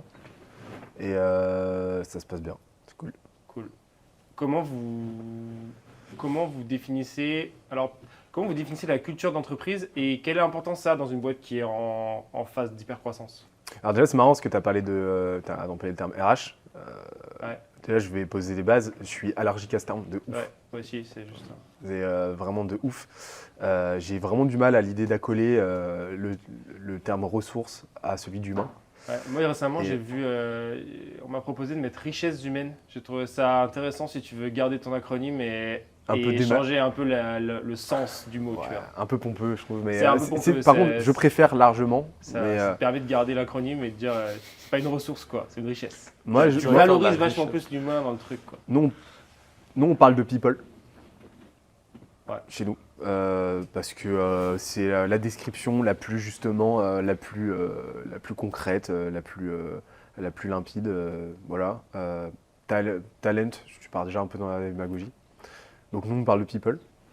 On a une head of people qui gère. Tu vois, par exemple, nous, on a fait le choix de recruter très très tôt une head of people. Ok. C'était un salarié 9 ou 10. Là où la plupart du temps, des boîtes de services ou quoi vont attendre en général d'avoir créé le CE, donc le 50e salarié, pour recruter quelqu'un à ce poste-là. Nous, on a fait le choix très très tôt. Et c'est quoi son job à cette personne du coup? C'est quoi son... Tout l'admin, Ok. tout l'aspect juridique, c'est-à-dire elle est juriste de formation, mais tout l'aspect juridique parce qu'on a des partis pris très forts comme vous en fait en termes de culture et donc notamment tu vois les congés illimités, en plus des 5 semaines, légales, on ne check pas les horaires, on s'en fout, on est full remote, donc il y a tout un cadre juridique à concilier, à aligner. Elle s'occupe de toute la partie management, toute la partie recrutement macro-management. Donc elle nous aide justement à l'organisation de tout le cadre qui nous permet de manager avec le moins de verticalité possible, parce qu'on est très horizontaux chez nous. Et elle s'occupe de toute la satisfaction people en fait. Donc elle a vraiment ce rôle-là. Et en fait chez nous, notre culture, on l'a définie de deux manières. C'est la jonction entre une bande de potes et une équipe de sport. Équipe de potes, tu retrouves le côté déjà ultra bonne ambiance. Hier, on était au resto, on était 5 membres de la boîte, parce qu'il y a plusieurs personnes à Montpellier. On était 5 membres, on était au resto entre potes, quoi. Alors, vraiment, c'était trop bien. Ça se retrouve dans toutes nos interactions. On est ultra soudés. On a eu 0 turnover en 3 ans, donc 0 départ, parce que en fait, on est ultra bien ensemble. Quand on part en Scalésiade, on parle même pas de team building parce que c'est désuet pour nous. Quand on part en Scalésiade, on est tous ensemble dans une baraque et on s'éclate, tu vois. Vraiment, on s'éclate. Et en fait, tu viens comme t'es. Une fois que tu fais partie de la bande de potes, tu fais partie de la bande de potes. Et en fait, on fera tout en tout cas en tant que groupe pour que t'en partes pas. Et c'est un mantra chez nous. Ça sera jamais la boîte qui baissera les bras en premier. Jamais. Et ensuite, du côté équipe de sport, tu as ce côté performance. On est ultra ambitieux, on a une ambition qui est déplafonnée sur la base de sacrifices qu'on n'est pas prêt à faire par contre. Donc ça, on a vraiment fait l'inventaire de notre côté, de ce qu'on est prêt à investir, de ce qu'on n'est pas prêt à sacrifier individuellement, collectivement. Par contre, une fois qu'on a dit ça, notre ambition est déplafonnée, donc on est prêt à mettre toute l'intensité, toute l'efficacité qu'il faut pour accomplir nos objectifs. Et ça va de pair avec du constant learning, ça va de pair avec se remettre sans cesse en question et vouloir vraiment performer. On a ce goût-là de la performance. Et en fait, la jonction entre les deux, c'est quoi? C'est la solidarité. On est ultra liés entre nous et on a vraiment comme objectif de se tirer vers le haut, et pas se tirer dans les pattes, mais individuellement, collectivement. Et en fait, ça donne un lien, un ensemble qui est vraiment trop bien, quoi. Et où tu vas retrouver des gens dans la boîte qui se mettent en coloc ensemble, qui partent en vac ensemble, qui deviennent vraiment genre super potes. Et c'est exactement ce qu'on cherchait à faire. Et ça résulte de quoi? Ça résulte du fait que moi, j'ai jamais été salarié. J'ai bossé très peu dans très peu de boîtes avant de monter Scalesia. Et donc en fait, je suis arrivé sur une page blanche, sur la base d'une page blanche où, un peu comme toi, en fait, j'ai créé la boîte dans laquelle j'aurais aimé être salarié, quoi, tout simplement, sans aucun a priori. Et ça s'est fait comme ça. Ok. Et tu dirais que c'est quoi l'impact d'avoir cette culture sur la performance de la boîte? Et de manière générale, dans ta vision de toi des écosystèmes startup, au moment du passage à l'échelle, Ouais. cette culture, est-ce qu'elle est indispensable? Est-ce que c'est surtout un levier de recrutement ou est-ce que c'est vraiment un levier de performance, tu vois, et de résilience?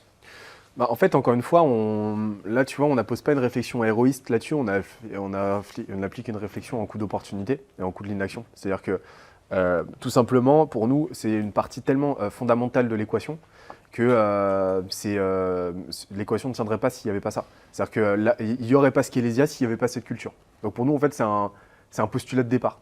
Okay. Donc c'est plus quelque chose limite avec lequel on va concilier, parce que ça s'impose à nous. On ne sait même pas, tu vois, je ne saurais même pas te dire la causalité. Est-ce que c'est un symptôme? Est-ce que c'est la cause? J'en sais rien. Mais en tout cas, c'est là.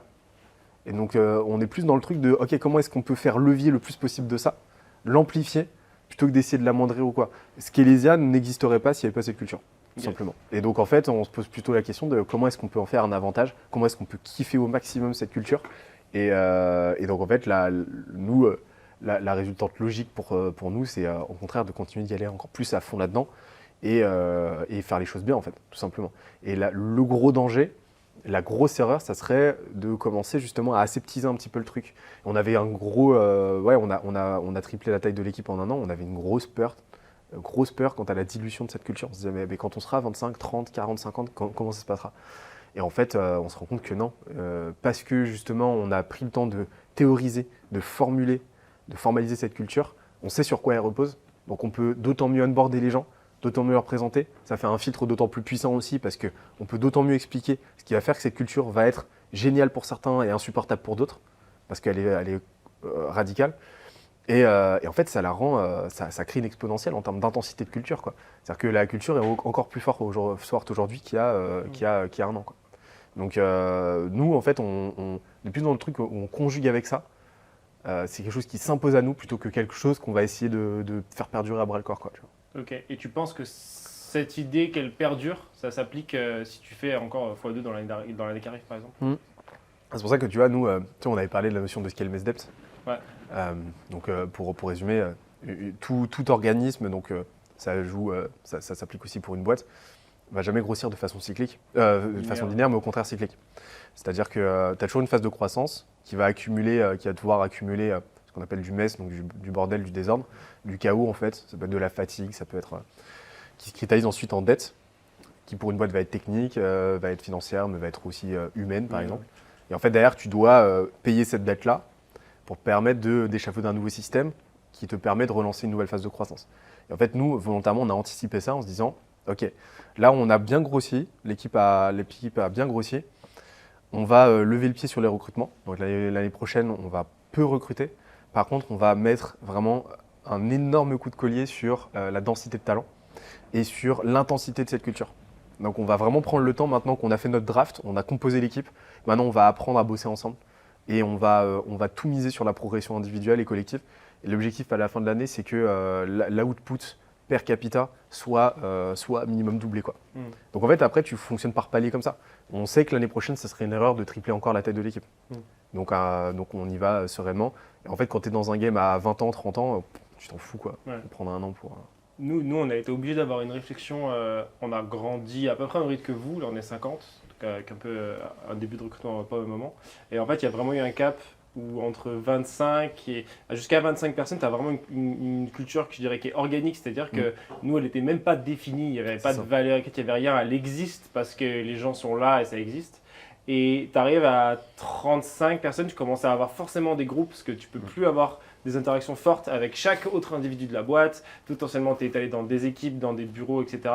Et là, tu te rends compte qu'il y a la nécessité de passer d'une culture organique à une culture non organique, qui est un peu le côté corporate, que quand tu lances ta boîte, tu détestes, tu dis ouais, jamais j'aurai cette culture corporate. En fait, tu te rends compte qu'à un moment, si tu veux maintenir cette culture de boîte qui est organique au début, il y a une partie qui perdure de manière organique, mais il y a un rôle de la boîte elle-même de construire comment dire, les leviers qui vont permettre à cette croissance de cette culture pardon, de rester un maximum organique. Ça veut dire créer des rituels, ça veut Bien sûr. dire évidemment Bah, des rituels, on en a. Hein. définir les valeurs pour que tout le monde soit bien aligné avec ok, ce qui est notre culture, ce qui n'est pas Complètement. notre culture. Et tu l'as dit aussi, les gens qui ne sont pas en accord avec certaines valeurs, bah, comprendre que nous, notre culture, on l'a définie, c'est ça. Donc, aller chercher tous les gens dans la boîte, leur demander comment ils évaluent la culture, apporter notre vision dessus, dire voilà, ça, c'est globalement notre pool de valeurs. On préfère les phrases que les valeurs, parce que les mots laissent plus place à de l'interprétation. Alors, quand tu définis ta culture, tu mets une phrase, ça, c'est la phrase qui définit telle verticale de la boîte.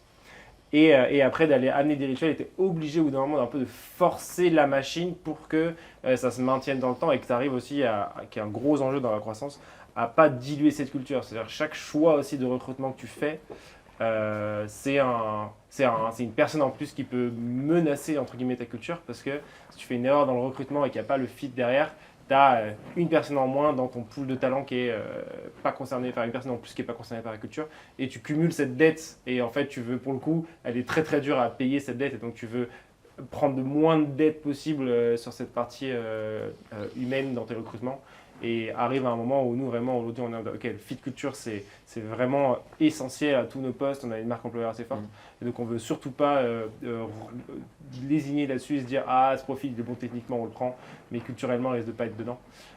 Parce que plus tu grandis et plus c'est un enjeu important. Et honnêtement, te demander comment tu vas aller à 100 personnes après, je pense qu'il y a encore un gros challenge parce que tu vas plus du tout chercher les mêmes profils aussi. Enfin, tu commences à avoir une vraie problématique et quelque chose que j'ai du mal à comprendre quand les boîtes qui lèvent des fonds et qui recrutent 300 personnes par an arrivent à maintenir ça, quoi. Ça crée un niveau de chaos. Bah, parce que moi, je vois le truc comme en fait, tu as une logique presque mathématique qui s'applique. Parce que déjà, plus tu vas grossir, plus ta boîte va exister dans le temps. Plus naturellement, Ouais. tu auras une corrélation directe entre tes années d'existence en tant que boîte et en même temps la taille la taille de ton headcount. Et en même temps, quand tu es 300, chaque nouveau recrutement va incrémentalement amener une part de danger vachement minime par rapport à quand tu étais 10, quoi. Donc en fait, une Ouais. erreur de recrutement d'un point de vue culture quand tu es 300 va potentiellement avoir un champ de conséquences qui va être vachement moindre versus pendant ta première Ouais, année. la problématique n'est pas tant la valeur absolue que la valeur relative, mais les boîtes qui doublent tous les ans, par exemple, tu as mais ça, finalement un temps incompressible pour qu'une personne elle rentre dans ta culture en fait. C'est qu'il y a besoin, il y a un phénomène de tribu et de conversion presque si on pense. Moi j'aime bien dire souvent que ça ressemble à une secte finalement, une culture de boîte aussi. C'est un pool de valeurs auxquelles on adhère, des codes qui sont écrits ou pas. Tu vois, il y a un certain nombre de codes sociaux qui existent dans ce truc-là. Et le temps que la personne elle se les approprie, c'est comme des skills techniques quoi. Tu as besoin d'un temps incompressible. Et Pour moi, tu joues pas au même jeu culturel en fait. C'est pas pour moi, tu vois, tu pourrais différencier différentes typologies de culture. Nous, on a une culture, tu vois, par exemple, nous, on a une culture tribale. Chez Skelésia, on pourrait appeler ça une culture tribale. En fait, nous, on se définit comme voilà, on est un petit village. Et nous, on recherche une homéostasie. On recherche un équilibre parce qu'on a envie de construire quelque chose sur le très long terme. Et ça s'ancre dans une vision à très long terme. Et une vision qui, on l'accepte, a sa part d'incertitude et va se définir au fur et à mesure. Mais en tout cas, on ne sait pas ce qu'on doit faire on ne sait pas ce qu'on va faire exactement, mais on sait que ça va prendre longtemps et que donc tout ce qu'on a à faire, en fait, c'est de s'assurer que l'écosystème, que le groupe tienne et se renforce. Et après, tu as des types de cultures qui vont être beaucoup plus, elles, guerrières, quoi. Une boîte qui grossit tous les ans, elle est là parce qu'elle a envie de gagner une guerre dans un certain court-termisme, quoi. Elle est là parce qu'elle a envie d'aller chercher une grosse capitalisation, elle a envie d'aller chercher une grosse part de marché. C'est pas le même jeu, en fait. Ouais, on n'est pas dans les modèles. Ouais. Et donc, en fait, la question, déjà, c'est de savoir à quel jeu tu joues et d'adapter ta culture ta culture en fonction. Mais c'est c'est exactement ce qu'on a fait aussi, hein. Tu laisses ta culture vivre au début, parce qu'au début, tu es dans un flou complet. On voit comment les gens évoluent dans ta boîte. Et après, photographiquement, pour moi, une bonne culture, c'est une culture photographique et pas normative. Ouais. Pas quelque chose où tu vas dire, ok, ça c'est notre culture, il y a rien de plus dégueulasse que de décréter comme ça de but en blanc, de façon complètement décorée de la réalité, que ta culture, c'est telle valeur, telle valeur, telle valeur. Non, interroge. Et on a fait ça derrière Skelésiade. On a posé la question aux gens, voilà, c'est quoi pour vous la culture Skelésia ? Tableau blanc, la question c'est ça, aucun a priori. Et en fait, on s'est rendu compte d'un truc, c'est que c'était exactement les mêmes verbatim qui ressortaient, on était trop contents. Et en plus que les gens nous disaient, mais en fait, on veut encore plus de radicalité, on veut encore plus d'autonomie, on veut encore plus de transparence, tenez-nous au courant de tout en fait. Et là, pour nous, ça a été un gros win, quoi. Trop bien. Mais ça montre aussi l'enjeu qu'il y a quand même dans les process de recrutement. Ça, je pense que nous, on est à la fois très contents parce que c'est comme ça qu'on a décidé d'agir et on est un peu aussi victime de ça, mais qui est qu'effectivement, il y a énormément de talents que tu ne vas pas recruter parce que tu ne pourrais pas te projeter à travailler avec. Ouais. Et là où je mettrais une petite nuance quand même sur la partie de quand tu es à 300, tu fais plus 1 et finalement, il n'y a pas tant un impact qui est majeur que ça. Au sein d'une culture boîte, donc une espèce de vision macro, qui du coup a eu une introspection pour se dire ok, en fait, c'est quoi à la base qui nous a rassemblés, etc. Plus on grandit, tu as quand même des sous-cultures qui vont se créer, qui vont être notamment l'idée par des managers qui vont dans leur groupe avoir des dynamiques différentes. Entre une équipe sales, tu n'as pas forcément la même culture qu'entre une équipe support, une équipe développeur, etc. Et dans ces mini-cultures, il y a un truc où les nouveaux qui arrivent, il faut qu'ils partagent les grandes valeurs, qui sont acceptées par tout le monde, et qu'ils arrivent à s'intégrer aussi au sein de ces microcosmes qui sont au sein de la boîte, parce que même si on ne va pas faire de silo, on en fait quand même dans tous les cas. Et c'est là où, quand même, une erreur de recrutement et quelqu'un qui ne fit pas parfaitement peut avoir un effet très néfaste sur ce microcosme de 10 personnes et arriver à driver vers le bas des performances, voire avoir un impact quand même négatif. Alors oui, on ne va pas remettre en cause tout l'aspect macro de la culture de ce qu'on a défini et de ce qui nous a unis à la base, mais je trouve quand même que c'est pas parce que tu es autant que tu peux pas toujours être rigoureux, aussi compliqué que ça soit, sur, dans ton processus de recrutement, le talent que tu veux et sous le culture fit. Et nous, on a beaucoup de gens qui ne passent pas le culture fit. Ça, c'est quelque chose où malheureusement et heureusement, ce qui nous importe beaucoup, quoi. Et toi, tu définirais qu'il y a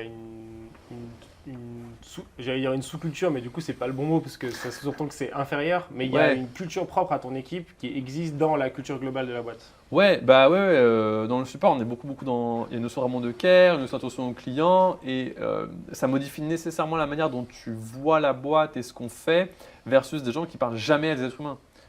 Tu prends une équipe de développeurs, ils n'interagissent pas avec le client, ils mobilisent pas autant d'empathie que l'équipe sur une base régulière. Ils vont être beaucoup plus dans des mobilisations d'autres compétences cognitives.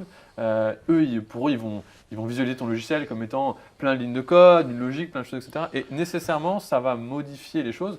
Et typiquement, un truc très classique qu'on peut voir, c'est que dans les activités qu'on va faire au sein de l'équipe, tu vas avoir des gens qui vont faire des choses comme par exemple, on va faire du paintball, on va faire du wakeboard, parce que ça. Et d'autres équipes qui vont être là. En fait, nous, ce qui nous fait kiffer, c'est plutôt prendre 2 heures à midi et se faire un resto, quoi. Un petit resto tous ensemble avec un petit verre de vin sympa. Et juste, c'est un truc cosy. Et je trouve que ça marque fortement les différences que tu peux avoir et les adaptations de chaque groupe au sein de la culture globale. Ouais. D'autres équipes qui vont être là, ah non, mais nous, ce qu'on kiffe, c'est le brunch, parce que les rythmes de travail de chacun, parce que ceci, cela. Et du coup, c'est des petites adaptations qui se font que oui, effectivement. Et je pense que ça, c'est aussi une importance d'un point de vue managérial, c'est que le manager de chaque équipe doit aussi reconnaître ça et faire levier là-dessus. C'est super important parce que c'est comme ça que les gens qui ont cette personnalité-là, parce qu'il y a aussi cette notion de personnalité qui est que même si on peut travailler ensemble, nos personnalités, elles vont être différentes. Et au sein d'une équipe, on va avoir tendance, dans un domaine donné, à quand même aligner des gens qui ont une personnalité qui est assez similaire ou qui ont des valeurs plus forte que d'autres sur certains pans, et notamment au service client, tu vas avoir beaucoup de gens qui sont beaucoup dans l'empathie, qui sont dans le pas brusquer, etc. Et d'autres, dans des équipes où moi les gens, je m'en fous quoi. Et du coup, forcément, ça a un impact sur ce que tu vas faire derrière, sur les types de profils que tu vas recruter pour qu'ils s'insèrent proprement ici. Et du coup, ça veut dire que dans ton processus de recrutement en tant que manager, tu dois avoir ça en tête, de te dire, on va faire un culture fit. Et au sein de la boîte, parce que nous, du coup, on a une logique de pré-onboarding, on va faire venir les gens pendant une journée complète avant de donner une réponse sur, puis même eux qui donnent notre réponse sur est-ce qu'ils veulent venir et nous, est-ce qu'on veut qu'ils viennent ou pas. D'ailleurs, c'est pour ça qu'on est en super chemise. On a une tradition sur ce qu'on appelle le pré-onboarding, mais qui pourrait s'appeler journée découverte finalement. Ouais. C'est que quand à la fin du procès, à passer ton dernier entretien, tu viens passer une journée chez nous. Là, on a deux personnes qui passent la journée chez nous, qui font un tour des équipes, tout ça. Et la petite tradition, c'est l'été, on est en petite chemise hawaïenne. D'ailleurs, je me sens ridicule avec ma chemise. T'as une chemise trop stylée quoi. Elle est trop corpo. thématique hawaïenne. Tu vois. Non, Et l'hiver, on est en pilou-pilou. elle est beaucoup trop corpo et donc elle est pas stylée. En plus, on est sur la J'en veux thématique une. des fruits. Et moi je t'ai coupé, mais Ouais, mais c'est ça pas nous grave. permet de justifier qu'on est mal habillé quand même. Ouais, c'est ça. Mais du coup, pour revenir à ça, c'est que effectivement, même si on fait ça, en fait, il y a toutes les personnes qui travaillent avec nous, elles peuvent rencontrer cette personne, interagir avec elle et savoir tiens, est-ce que c'est quelqu'un avec qui j'aimerais avoir des interactions directes, indirectes à un instant T. Mais au sein de l'équipe, il y a une autre vision qui est est-ce que cette personne-là, elle va rejoindre notre petite tribu finalement. C'est ça le mot-clé. Et ça, c'est super important, même si tu es à 300, d'avoir ce truc-là et de reconnaître ça et de leverage ça aussi. Et comment vous l'évaluez le fit culture dans le processus de recrutement? On a, comme vous, on n'a pas autant d'étapes que vous, mais on a plusieurs étapes. D'abord, on a une validation quanti, donc scan CV, premier échange. Ensuite, on a un skill fit. Donc, on va tester tes compétences en fait. Déjà, de façon déclarative, on va échanger, on va aller creuser. Après, use case. Et la jonction, ça fait la jonction avec le call de culture fit. Et c'est jamais les mêmes personnes au sein de la boîte qui vont passer les rounds. Okay. Et en fait, ça nous permet à chaque fois de nous assurer d'avoir les bonnes personnes qui passent à chaque fois. Et puis après, c'est un funnel avec comme objectif d'avoir le plus d'entrées possible. Et ça fonctionne pour l'instant super bien.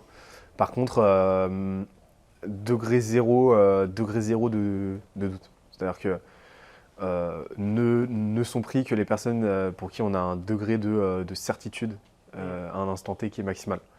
Et ça aujourd'hui, c'est un truc sur lequel, par le passé, sur lequel on a pu transiger, qui ne nous a jamais porté préjudice, parce que notre intuition s'est toujours révélée vraie pour l'instant, donc c'est trop cool. Par contre, on sait qu'à mesure qu'on avance, effectivement, il faut qu'on soit de plus en plus intransigeant, et donc il y a de moins en moins de place au doute. Et donc aujourd'hui, quelqu'un pour qui on n'a pas un degré, aujourd'hui vraiment le mot d'ordre c'est est-ce que cette personne-là m'a appris quelque chose pendant le processus de recrutement? Est-ce que, pour moi, c'est évident qu'il faut que cette personne-là soit à ce poste? C'est-à-dire, vraiment, si ce n'est pas cette personne-là, je suis deg, vraiment. Et le mot d'ordre, c'est dans un an, est-ce que cette personne aura toujours sa place dans la boîte? Parce qu'on a un objectif qui est de densité de talent qui est tel que l'objectif, c'est que d'une année à l'autre, une personne qui rentre n'est plus nécessairement le niveau pour nous rejoindre. Donc la question, c'est dans un an, est-ce qu'elle passerait ce test-là? Et si la réponse est oui aux 3, là, on a quelqu'un, quoi. Okay. Voilà. Mais c'est des questions qu'on se pose qu'à la fin. Et la grosse difficulté, c'est de ne pas se laisser un petit peu porté par ses biais, de ne pas influencer les autres d'un round à l'autre, en disant ouais, candidat de ouf et tout. Et ça, on a encore un peu trop tendance à le faire, il faut faire gaffe, parce que tu peux très facilement biaiser les autres, dans un sens comme dans l'autre. C'est-à-dire que par réactance, tu peux aussi être d'autant plus exigeant avec la personne, parce qu'elle a été saucée, quoi. Et donc après, t'en reviens à quelque chose qui relève très fortement de l'intuition. Enfin, on peut science durifier autant qu'on veut le recrutement, ça reste quelque chose de très organique, de très intuitif, quoi. Toi, tu évalues comment le fit culture potentiellement spécifiquement sur quelqu'un au support Durant, il y a 2 phases. Nous, dans le recrutement, vraiment, on interagit. En tout cas, moi, j'interagis en direct avec le candidat. Ça va être durant l'entretien qu'il a avec notre responsable justement de recrutement et moi. Et durant le pré-onboarding, où du coup, on se parle pendant Maintenant, pour un poste support chez nous, on va se parler 1 heure quasiment en pré-onboarding. On va vraiment faire un tour de tout ce que tu vas faire, tes tâches, échanger sur plein de sujets différents. Et je rejoins pas mal Benoît sur 2 choses qui sont, on a beau scientifier comme on veut, poser des questions qui sont censées faire qu'en fait tu peux déceler des choses. Il y a des gens qui sont très bons en entretien. Il y a des gens, ils sont formés à ça. Tu prends des gens qui sortent d'école de commerce, ils passent ces entretiens, il n'y a pas de problème. Ils ont été formés à ça, donc forcément, ils dégagent quelque chose qui donne envie. Et d'expérience, ça nous a des fois porté préjudice parce qu'on était convaincus et en fait, on s'est rendu compte qu'il y avait d'autres flags qu'on a un peu ignorées parce que, ah ouais, en fait, il y avait ça. Et du coup, ça rejoint le deuxième point qui est le moins de place au doute.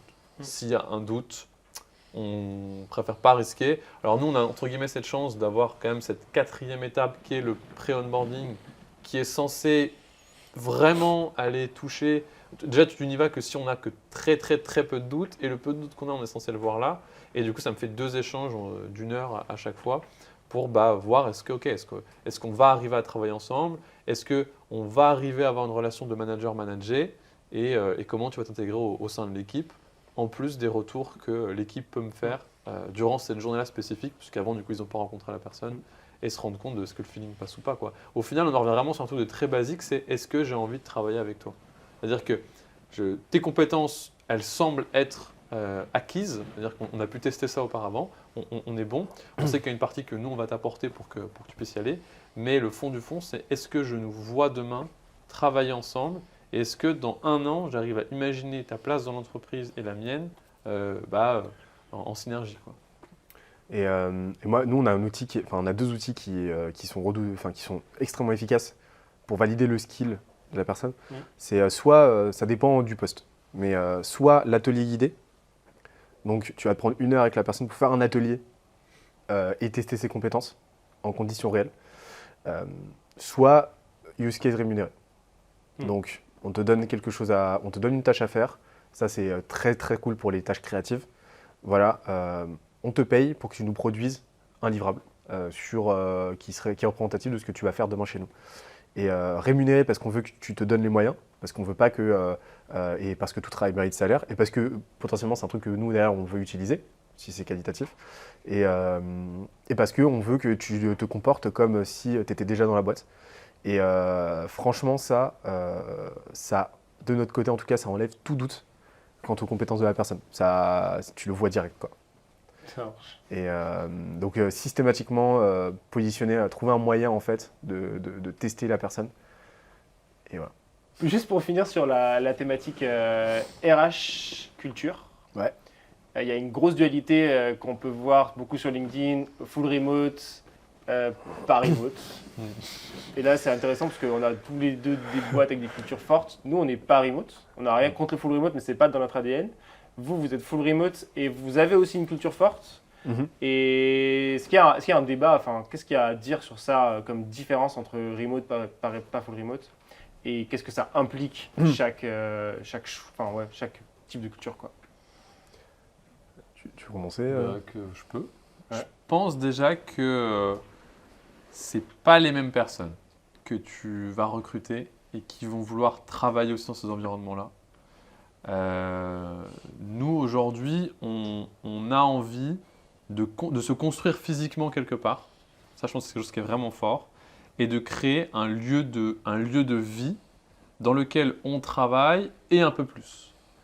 Et ça fait partie intégrante de notre culture, parce que c'est aussi comme ça qu'à la base, la boîte, elle s'est lancée, et que la culture, justement, organique, elle est arrivée aussi. C'était des échanges forts, des temps de travail à ce moment-là où on se la boîte qui était aussi long, donc beaucoup de partage de plein de choses. Tu es aussi à un moment où on est une boîte qui est jeune, donc il y a aussi plein de gens qui découvrent plein d'expériences de la vie, font plein de premières fois dans la vie avec les gens en physique, donc ça crée des liens qui sont absolument fabuleux. Et on a vraiment aussi ce côté de vouloir s'amuser, et par s'amuser on entend aussi avoir des trucs fun qu'on aurait pu avoir à la maison si on avait eu envie, si on avait eu de la thune, des choses complètement délirantes. Et surtout, voilà, se dire que ça peut physiquement apporter une forme de confort. On prend par exemple tout bête, mais de salle de sport, qui est le truc que n'importe quelle boîte va aujourd'hui te dire, oui, il y a une salle de sport. Mais ce confort de se dire, je suis sportif, je veux faire du sport, je veux une salle de sport. Voilà, je ne veux pas avoir de temps à perdre sur un trajet. Je veux pas avoir du temps à perdre sur un matos de mauvaise qualité, sur un truc de je veux la blinde de machine alors que moi je veux pas de machine. Non, je veux avoir un truc qui soit aussi adapté à ce que j'ai envie. Et c'est pour ça que chez nous, les gens font du TT mais font pas du remote. Ça c'est vraiment important, c'est que ils prennent le pas de gagner en qualité de vie sur certains jours de la semaine parce qu'ils se disent ah j'aimerais bien être à la maison pour pouvoir faire ça. Mais quand tu leur demandes, ils disent oh là là, tous les jours à la maison ou tous les jours. Ouais, en fait, non. Bah ouais, parce que c'est aussi un mode de vie. Et ils sont vraiment en mode, moi, ce que je veux, c'est voir des gens, c'est passer du temps avec eux, c'est rire aux éclats le midi, c'est aller faire mon sport le midi, c'est partir faire un truc là-bas. Et c'est tous ces assets-là qui font aussi qu'il y a un gros pan sur l'amusement, mais l'amusement ici, ensemble, en physique. Parce au sein d'une équipe, quand même se dire, il y a plein de choses qu'on a envie de faire ensemble, de partager. Et aussi là-dedans, et ça c'est normal, une notion d'amitié. Tu parlais notamment de on est une bande de potes. Je pense qu'il n'y a pas forcément cette même vision dans la culture de chez Walaxy, mais c'est logique et normal que, comme on recrute des gens qui ont des valeurs connexes, des gens qui sont talentueux, des gens qui sont bons dans ce qu'ils font, en fait, ça va nécessairement, mécaniquement, créer des liens. Donc, il y a forcément plein d'amitiés qui vont se créer, plein de groupes qui vont se former, et qui, parce qu'ils travaillent ensemble, dans les mêmes équipes ou dans des équipes différentes, ils veulent passer du temps ensemble. Et du coup, ils kiffent ce côté d'être là. Et la seule manière peut-être qu'il y aurait de faire du full remote, c'est ensemble. Mais du coup, c'est juste plus ici, mais c'est ailleurs. Voilà, là, on va à Bali, on fait un truc, on loue une villa de 50 personnes et on fait ça. Mais du coup, il n'y a pas ce côté de vouloir se split, il y a au contraire une envie de vouloir se réunir parce que mentalement, ça fait du bien, ils peuvent expulser et ça fait kiffer, quoi. Alors déjà, moi je comprends pas la nature de l'opposition entre remote, full remote, je ne comprends pas. Parce que C'est un bon sujet. pour moi c'est un non-sujet parce qu'on en revient, comme tu l'as dit, à l'ADN même de la boîte. Votre boîte a une ADN télétravail basé sur l'autonomie des gens mais avec ce lieu de vie. Et l'ADN a fait que la boîte s'est bâtie de cette manière. Vous changez l'ADN, vous changez le génome de la boîte, il n'y a plus de boîte. C'est exactement la même chose de notre côté. Nous, on s'est créé avec un ADN full remote. Donc la boîte existe grâce au full remote. Demain, tu me dis, ok, Skelésia, maintenant c'est au bureau pour tout le monde, mais je suis le premier à me barrer, je revends mes parts. Parce que je ne veux pas en fait. Je suis bien dans mon coin et j'aime par contre qu'on se réunisse quand on en a envie. Et par contre, c'est un truc qu'on permet à tout le monde dans la boîte. Ceux qui aiment bosser avec du monde, on a mis en place toutes les perks qu'il faut. Tu as accès à des coworking. On a un service qui te permet d'accéder à des coworking autour de chez toi. On fait en sorte que tout le monde soit le mieux possible en termes d'équipement chez soi. Tu as la chaise qui va bien, on t'achète la chaise qui va bien, le double écran, tout ce qu'il te faut, le micro-casque et tout. Et après, tous les mois, par exemple, on a des forfaits qui permettent aux gens de pouvoir se réunir les uns les autres.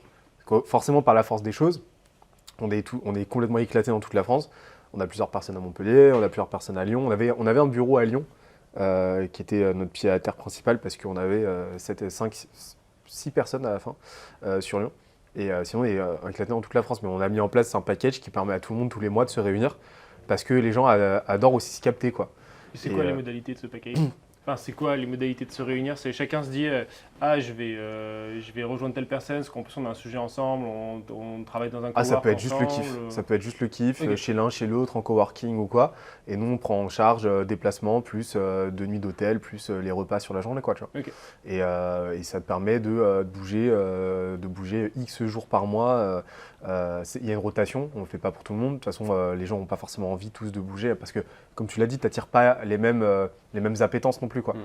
Parce que quelqu'un qui n'est pas complètement emballé par cette culture-là du full remote, il n'ira pas chez nous, il viendra pas chez nous. Et c'est fine en fait.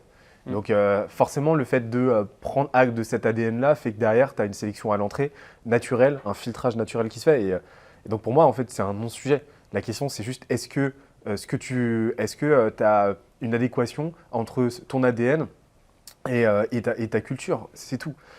C'est pour ça que tu as beaucoup de boîtes qui ont énormément souffert du confinement. Pourquoi? Parce que justement, ils se sont retrouvés à devoir jongler avec du full remote sur la base d'une culture qui n'était pas du tout adaptée à ça. Mais je comprends carrément que ça a été très compliqué. Tous les process à changer, tout. Et puis les gens dans ces boîtes-là, pour beaucoup, il y en a beaucoup qui se sont découverts un vrai kiff du full remote et qui donc en fait sont partis in fine, c'est très bien. Et ils sont allés dans des boîtes qui justement permettent ça. Et d'autres par contre qui l'ont super mal vécu et qui se sont rendus compte que eux ce qu'ils aiment c'est justement... et si demain il y a de nouveau un confinement, ce que je souhaite pas du tout, je pense que les gens dans votre boîte vont mal le vivre. Nous, on n'existait pas tant au moment du Covid, donc on l'a pas forcément vécu. Mais on a eu deux, trois fois des semaines obligées de remote, soit pour cas Covid, soit pour des travaux. Et à chaque fois, tu sens dans les équipes, tout le monde dit là, c'est qu'une hâte, c'est de revenir. Quoi. Tu leur dis, il va y avoir une semaine obligatoire remote, c'est Exactement. ah ouais, non. C'est super compliqué. Et puis quand est-ce que je m'entraîne Est-ce qu'il y a la salle ici donc est-ce que la salle elle sera ouverte On peut venir quand même à la salle. Les travaux, c'est dans la salle de sport Non. Combien de temps il n'est pas accessible La salle de sport en particulier. Et exactement. Nous, on n'existait pas non plus pendant le Covid, mais je sais que forcément, là, tu as un avantage. Donc, en fait, pour moi, la question m'interroge parce que, voilà, c'est très contextuel. Et après, oui, effectivement, tu sais, ça, c'est l'argument, c'est l'homme de paille classique du ah oui, mais si tout le monde était en full remote. Mais qui te demande à ce que tout le monde bosse en full remote Évidemment, tu as des métiers, tu as des secteurs pour lesquels c'est pas adapté. Mais est-ce que ça invalide le fait que pour certains secteurs, ça fonctionne ? Bah non, donc fous-moi la paix, tu vois. Si tu peux le faire, pourquoi pas le faire quoi. Ouais. Si les gens ils ont envie de ça, quel est le... Exactement. Quel Et donc, frein. je trouve que derrière cette question, tu as beaucoup d'arguments fallacieux, tu as beaucoup de réticences qui, pour moi, n'ont juste pas lieu d'être. Quoi. Justement, faites en sorte que les gens soient contents de bosser. Ça traduit juste l'incapacité des gens à voir par d'autres prismes que le leur et de se dire. Mais surtout, il y a aussi un truc, c'est beaucoup aussi de demander à la société de se remettre en question, société, je ne parle entreprise, de se remettre forcément en question parce que mon besoin à moi, il n'est pas pris en compte. C'est ça. Alors qu'il y a un moment où malheureusement, effectivement, quand tu es dans un ADN ou quand tu as des boîtes qui sont énormes, et je pense à des mastodontes, dès que tu passes les 500 salariés, quand d'un coup on commence à te dire qu'effectivement, confinement, il faut revoir tous les process, ça demande tellement d'efforts. On connaît énormément d'expériences, nombre de managers ils ne savaient plus quoi faire. Ils passaient leur journée à appeler leurs équipes parce que c'est pas comme ça qu'ils ont conçu leur travail, qu'ils l'ont construit. Il faut que tout le monde s'en mette en question. C'est un travail absolument fou. Et nous, aujourd'hui, ici, les gens qui font du télétravail, qui fassent du télétravail. Et on adapte nos process aussi pour qu'ils aient les bonnes infos au bon moment. Mais en revanche, l'ADN de la chose, ça reste d'être ici. Et je pense que c'est là aussi où il y a des boîtes qui sont en transition.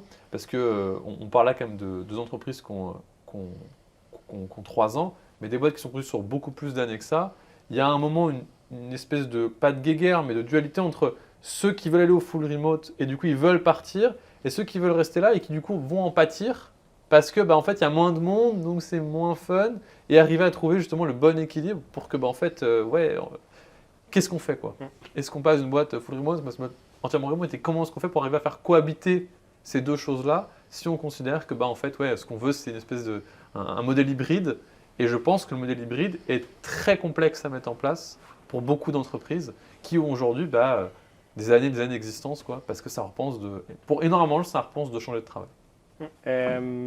On passe à la dernière thématique. Bon, on n'a pas couvert toutes les thématiques qu'on voulait couvrir, mais on s'est étalé, c'est cool, on est allé en profondeur sur les sujets. Épisode 2. Et, il faut que tu pioches il faut qu'un de vous pioche une boule invisible pour être sûr que j'ai la bonne thématique, que j'ai la bonne couleur. Je te laisse celui qui incarne le mieux le mime de piocher la boule invisible. Il est magicien, donc... Tombé, pardon. Excuse-moi. Et Ce n'est c'était... pas une boule, c'est un extincteur. Et c'est un extincteur, messieurs, dames. Voilà, 45,99 sur... C'était une boule invisible bleue. Ah, ça tombe bien, c'était ma dernière thématique. Le mime de l'extincteur. Je range ma baleine bleue. On a parlé de l'importance de la culture dans un environnement de chaos de boîte. Et moi, il y a un sujet qui est hyper important pour moi, c'est l'importance du lifestyle et de comment, en tant que personne dans une boîte, ton hygiène de vie, elle impacte le fonctionnement de ta boîte, que tu sois entrepreneur ou manager. Et à quel point c'est un sujet que je ne trouvais pas abordé. Et on est là, je travaille 70 heures semaine, machin truc, ok, mais c'est pas ça la vie, quoi. Et c'est quoi votre approche ? Là, on va être dans des sujets larges, on peut couvrir tout ce que vous voulez, mais c'est quoi votre approche de cette partie lifestyle et quelle importance ça a dans votre job ? Bah déjà, faut accepter qu'on joue pas au même jeu que ceux qui bossent dur. Nous, on est là pour chiller, quoi. Enfin, c'est Pour chiller. c'est un peu le mode du travail, quoi.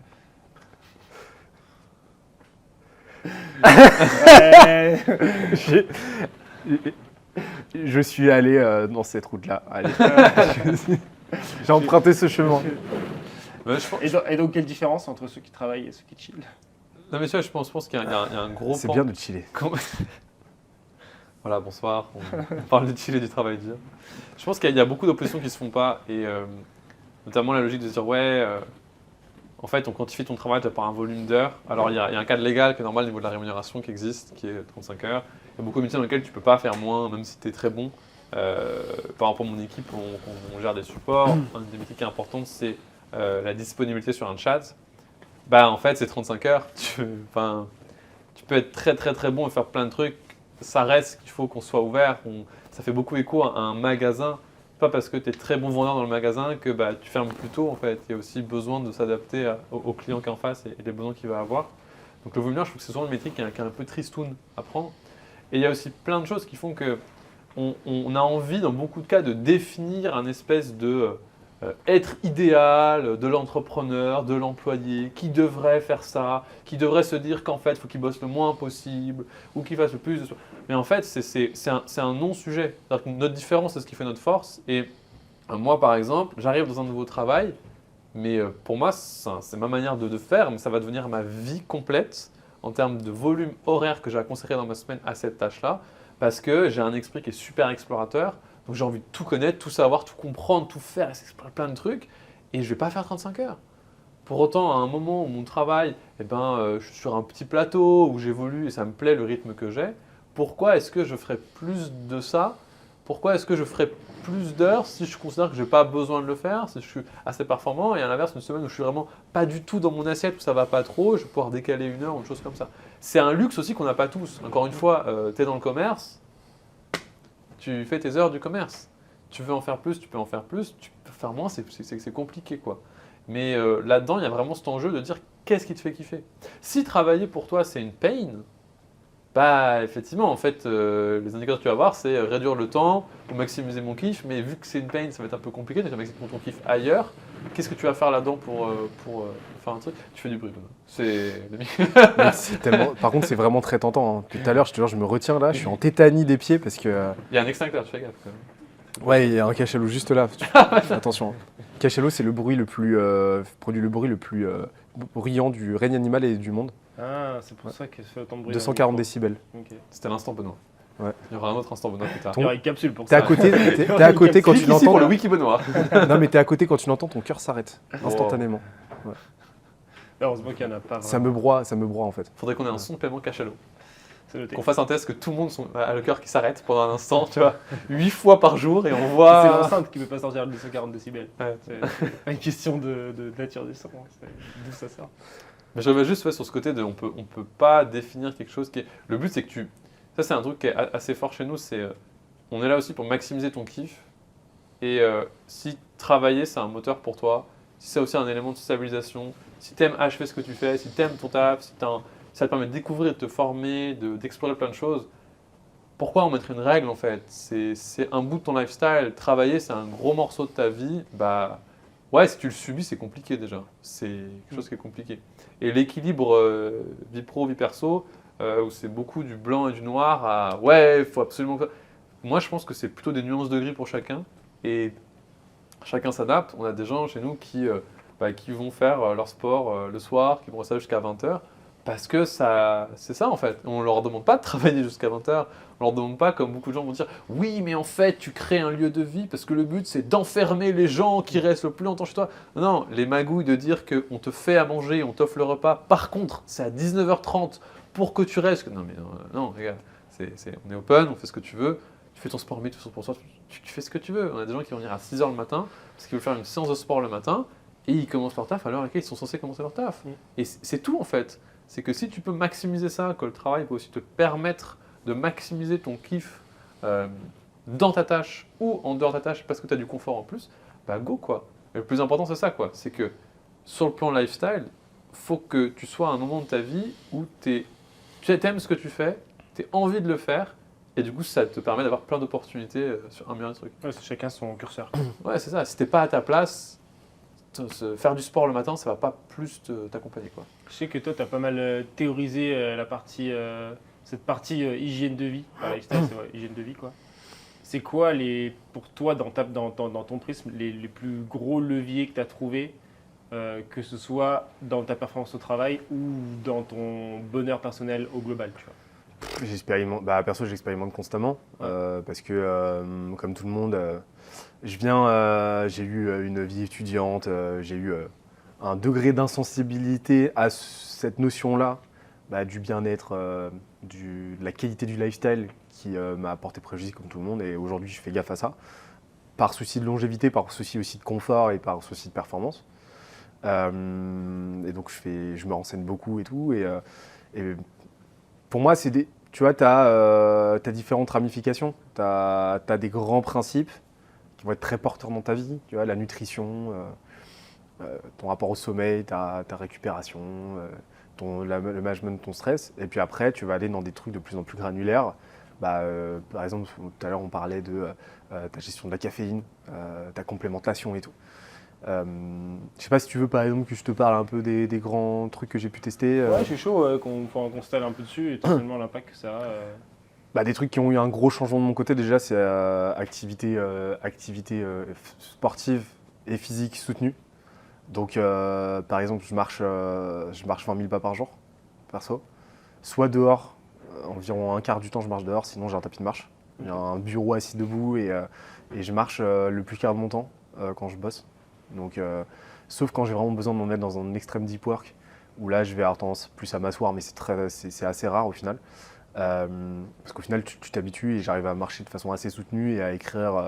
Je gère. Alors j'ai l'air d'un sacré boulet parce que je suis en visio toute la journée avec mes équipes et je suis en train de marcher. Bon, ils sont habitués, ils m'en veulent pas. Mais voilà, en gros, ce que je fais. M'arriver d'enregistrer des podcasts en marchant, d'ailleurs, c'était assez rigolo. Donc ça, franchement, game changer en termes de bien-être. En termes aussi d'apport calorique, parce que tu as plus de bouffe, tu as plus de calories, parce que forcément tu dépenses plus, donc tu peux aussi plus te faire plaisir. Donc quand tu as passé une bonne journée, que tu as bien taffé et tout, le soir tu peux, entre guillemets, te récompenser, parce que avec plus de volume dans l'assiette et te faire plus plaisir, franchement c'est cool. C'est un impact de fou aussi sur le sommeil, on y reviendra. Moi je suis passionné je fais énormément de muscu.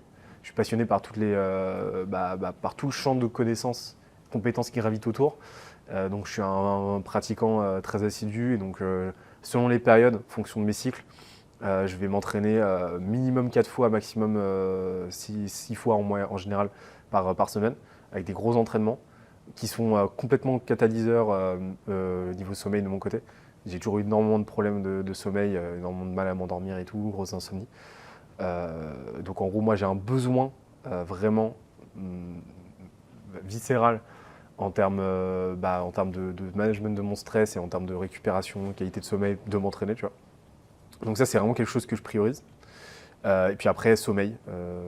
Donc ça, pareil, j'ai grosse difficulté le soir à m'endormir, mais par exemple, je fais en sorte d'être dans une pièce la plus insonorisée et immune à la lumière possible. C'est con, mais c'est des choses qui vraiment, de mon côté en tout cas, ont tout changé en termes de qualité de récupération de sommeil. Essayer de me coucher à l'heure fixe, mais ça c'est compliqué. Éviter le maximum les écrans et tout, donc je m'efforce de lire. Un truc qui change beaucoup, qui change beaucoup de mon côté aussi, c'est trouver une activité créative. Le soir, en fait, je vais privilégier des activités créatives qui vont me permettre de faire un tampon. Donc moi, en ce moment, tous les soirs, je vais mixer. Je mixe parce que je fais de la musique, donc en ce moment, je mixe beaucoup. J'écris de l'écriture créative, donc je vais écrire un poème par exemple, je vais écrire sur papier, une nouvelle ou quoi, ouais, je me donne entre 15 et 30 minutes pour écrire un truc, et je lis. Et en général, si je fais ça, derrière je dors bien, tu vois, c'est cool. Okay. Donc vraiment privilégier quelque chose de créatif. Rien de pire si tu veux dormir de façon qualitative que d'être encore en train de bosser une demi-heure avant de te coucher, quoi. Ouais. Je privilégie les glucides simples le soir avant de dormir. Donc j'essaie de me sevrer du sucre, mais c'est un apport en glucides avant de te coucher. Franchement, ton sommeil, il est tellement plus simple à aller chercher. Et puis après... c'est quoi les glucides simples ? Aussi simple, bah, ça va être minimiser l'apport en fibres, tu vois. Je sais pas, par exemple, tu vois, des pop-corn ou quoi, c'est cool, c'est pas trop fibré, tu vois, c'est cool. Ou des céréales, mais limiter les sucres, quoi. Donc des céréales pas trop sucrées. Bon, on rentre un peu trop dans le détail, mais voilà. Le matin, tu t'exposes à la lumière le plus possible, parce que ça trigger ton rythme circadien. Et moi, perso, j'attends 1h30 à 2 heures avant de boire mon café. Parce qu'il se passe un truc qui, t'es maintenu en sommeil par une hormone qui s'appelle, un neurotransmetteur qui s'appelle l'adénosine. C'est ce qui fait que tu as la tête dans le cul le matin en fait. Et le truc c'est que quand tu te réveilles, ton corps va mettre 1h30 à 2 heures avant de recapturer l'adénosine. Et en fait le truc c'est que la caféine, elle, ce qu'elle fait, un de ses rôles, c'est de venir encrasser les capteurs d'adénosine qui la recapturent. Donc ce qui se passe, c'est quand tu bois un café au réveil, eh ben, la caféine vient encrasser l'adénosine qui reste dans ton système et donc doit attendre la demi-vie de la caféine, donc quelques heures. La demi-vie de la caféine, c'est 6 heures, pour être complètement recapturé. C'est ce qui fait que quand tu bois un café au réveil, quelques heures après, tu as un caféine crash, tu as un gros coup de barre, tu dois reboire un café. Et en fait, tu es maintenu en éveil, en demi-éveil quasi constant, quoi. Le fait d'attendre 1h30 à 2 heures, ça te permet à toute ton adénosine d'être recapturée. Et derrière, tu bois ton café et là, tu as les pleins effets de la caféine qui sont un neurostimulants mais vachement forts, tu vois, dans le bon sens. Perso, j'ai redécouvert les effets de la caféine. Donc le matin, je me bois un déca, j'attends 1h30, 2 heures. Et je prends un nootropique aussi, en général, à ce moment-là. Tu prends quoi? Alors, j'ai plus la marque, mais tu as de la rhodiole, t'as du ginkgo biloba dedans, tu as des trucs comme ça. Et puis après, définir t'as de ce la que caféine. c'est les nootropiques pour Nootropique, c'est quelque chose, c'est un complément alimentaire, c'est une formulation qui améliore la qualité de ta mémoire, ta qualité de concentration. Ça te permet d'être plus facilement dans le flow en fait. Et c'est complètement naturel, c'est des plantes, mais c'est comme de l'ophytose pour t'endormir, mais là c'est pour ta concentration. Et puis après, complémentation. Donc j'ai une stack de compléments qui me permettent d'être un petit peu plus optimaux. Puis après, dans l'alimentation, je privilégie au maximum. Je mange le plus léger possible, le plus longtemps possible dans la journée. Donc le matin, par exemple, soit je fais jeûne intermittent, soit je me prends juste un shaker. Donc, comme ça, je suis le plus léger, mon système digestif est le plus léger, et mes capacités cognitives sont pleinement consacrées à mon cerveau, tu vois. Les glucides, je limite le plus possible la journée. C'est pour ça que je m'entraîne en général le plus tard possible dans la journée. Comme ça, mes glucides, je les prends tard le soir, enfin tard dans la journée. Et comme ça, vu que j'aime bien manger beaucoup le soir, je suis content. Et puis après, au niveau de l'alimentation, les aliments les plus whole possibles, j'ai pas aliments le moins transformés possible, tu vois. Et puis après, tu fais gaffe à tes macronutriments, bon apport en protéines, lipides, glucides. Mais au global, c'est juste s'assurer d'avoir une alimentation équilibrée et qui nous convient en termes de sensibilité, de qualité digestive, quoi. Ouais, c'est des trucs comme ça. Et puis après, c'est un ensemble. Et sur la gestion du stress? Gestion du stress, déjà, après, ça, c'est propre à chacun. Moi, ce qui a changé, pour ne pas rentrer dans le détail me concernant, parce qu'on s'en fout, mais c'est identifier les trucs au quotidien qui vont te stresser. Et on n'est pas tous sensibles aux mêmes choses. Typiquement, je donne un exemple concret, mais moi, me déplacer pour aller quelque part d'une vie à l'autre, moi, ça me stresse. Je ne sais pas pourquoi, mais moi, ça me stresse. Donc, je sais qu'une période que je ne veux pas stressante, je vais devoir éviter les déplacements. Tu vois, voilà. Et donc, en fait, c'est juste faire l'inventaire de son côté, de ce qui nous stresse, de ce qui ne nous stresse pas. Et puis après, c'est juste des actions minimisatrices de tout ça, quoi. Et se garder du temps, justement, pour soi, mais pas du temps forcément de oisiveté, du temps créatif. Du temps productif mais annexe, c'est-à-dire justement ça donnait un truc qui nous fait kiffer. J'ai pas trouvé action plus déstressante que le fait de s'adonner pleinement à une activité qui nous fait kiffer, mais qui n'a pas d'autre rôle que de nous faire kiffer. De quoi ? Qui soit autotélique, qui se suffit complètement, à elle-même. Exactement, complètement autotélique. L'objectif final n'est pas important, c'est la pratique de l'activité elle-même qui est importante. Exactement. Et au final, tu te rends compte que quand je mixe, c'est pas du temps de productivité effective pour ma boîte. Ouais. Par contre, c'est du temps qui va me permettre de m'y remettre avec d'autant plus d'entrain. Et en plus de complètement reboot, tu vois. Et donc pour moi, je le considère comme une action productive. Et je considère, comme toi avec le parapente, je le considère comme une des tâches que dans l'absolu je dois faire en tant qu'entrepreneur. Ouais. Parce que ça me permet, dans le grand ensemble, d'être plus performant au global. Tu vois. Et je trouve que la grosse erreur justement de cette approche, de cette vision très productiviste, au détriment de l'efficience, de l'efficacité du travail, bah, c'est justement de vouloir se mettre le plus de côté possible, se mettre le plus en retrait possible, au profit d'une approche très tayloriste du travail, où on se voit comme simplement une unité de production. C'est complètement oublié justement tout ce grand ensemble-là, et je trouve ça super dommage, quoi. Et c'est oublier les interconnexions en fait, qui nous permettent et aussi le côté neuroplasticité. Je sais que quand je multiplie ces tâches-là, je ne suis pas en train de me disperser, je suis en train de travailler ma neuroplasticité qui me permet le lendemain d'être cognitivement plus alerte et de cultiver en fait cette polyvalence-là intellectuelle. Là où se mettre comme dans sa ligne de nage et ne faire qu'une seule tâche, au final, a plutôt tendance à, je pense, nuire à cette agilité-là, quoi. Mais c'est aussi que tu peux pas être excellent tout le temps. C'est-à-dire que ton Complètement. excellence cognitive sur les sujets que tu vas maîtriser, elle ne peut pas être là à 100% du temps et s'obstiner à vouloir pour autant faire que ça, c'est nuire complètement sur Complètement. un autre plan. Tu dis un truc qui est intéressant, c'est que je pense qu'il faut maximiser les formes d'expression que tu vas avoir, que ce soit par le sport, où tu peux évacuer. Moi aussi, je vois beaucoup d'expressions corporelles où en fait, juste tu écoutes ton corps, il a envie de faire une activité qui lui plaît, il a envie de passer par ça, une activité artistique, comme mixer. En fait, tu t'exprimes juste d'une autre manière. Tu es là, tu utilises d'autres sens.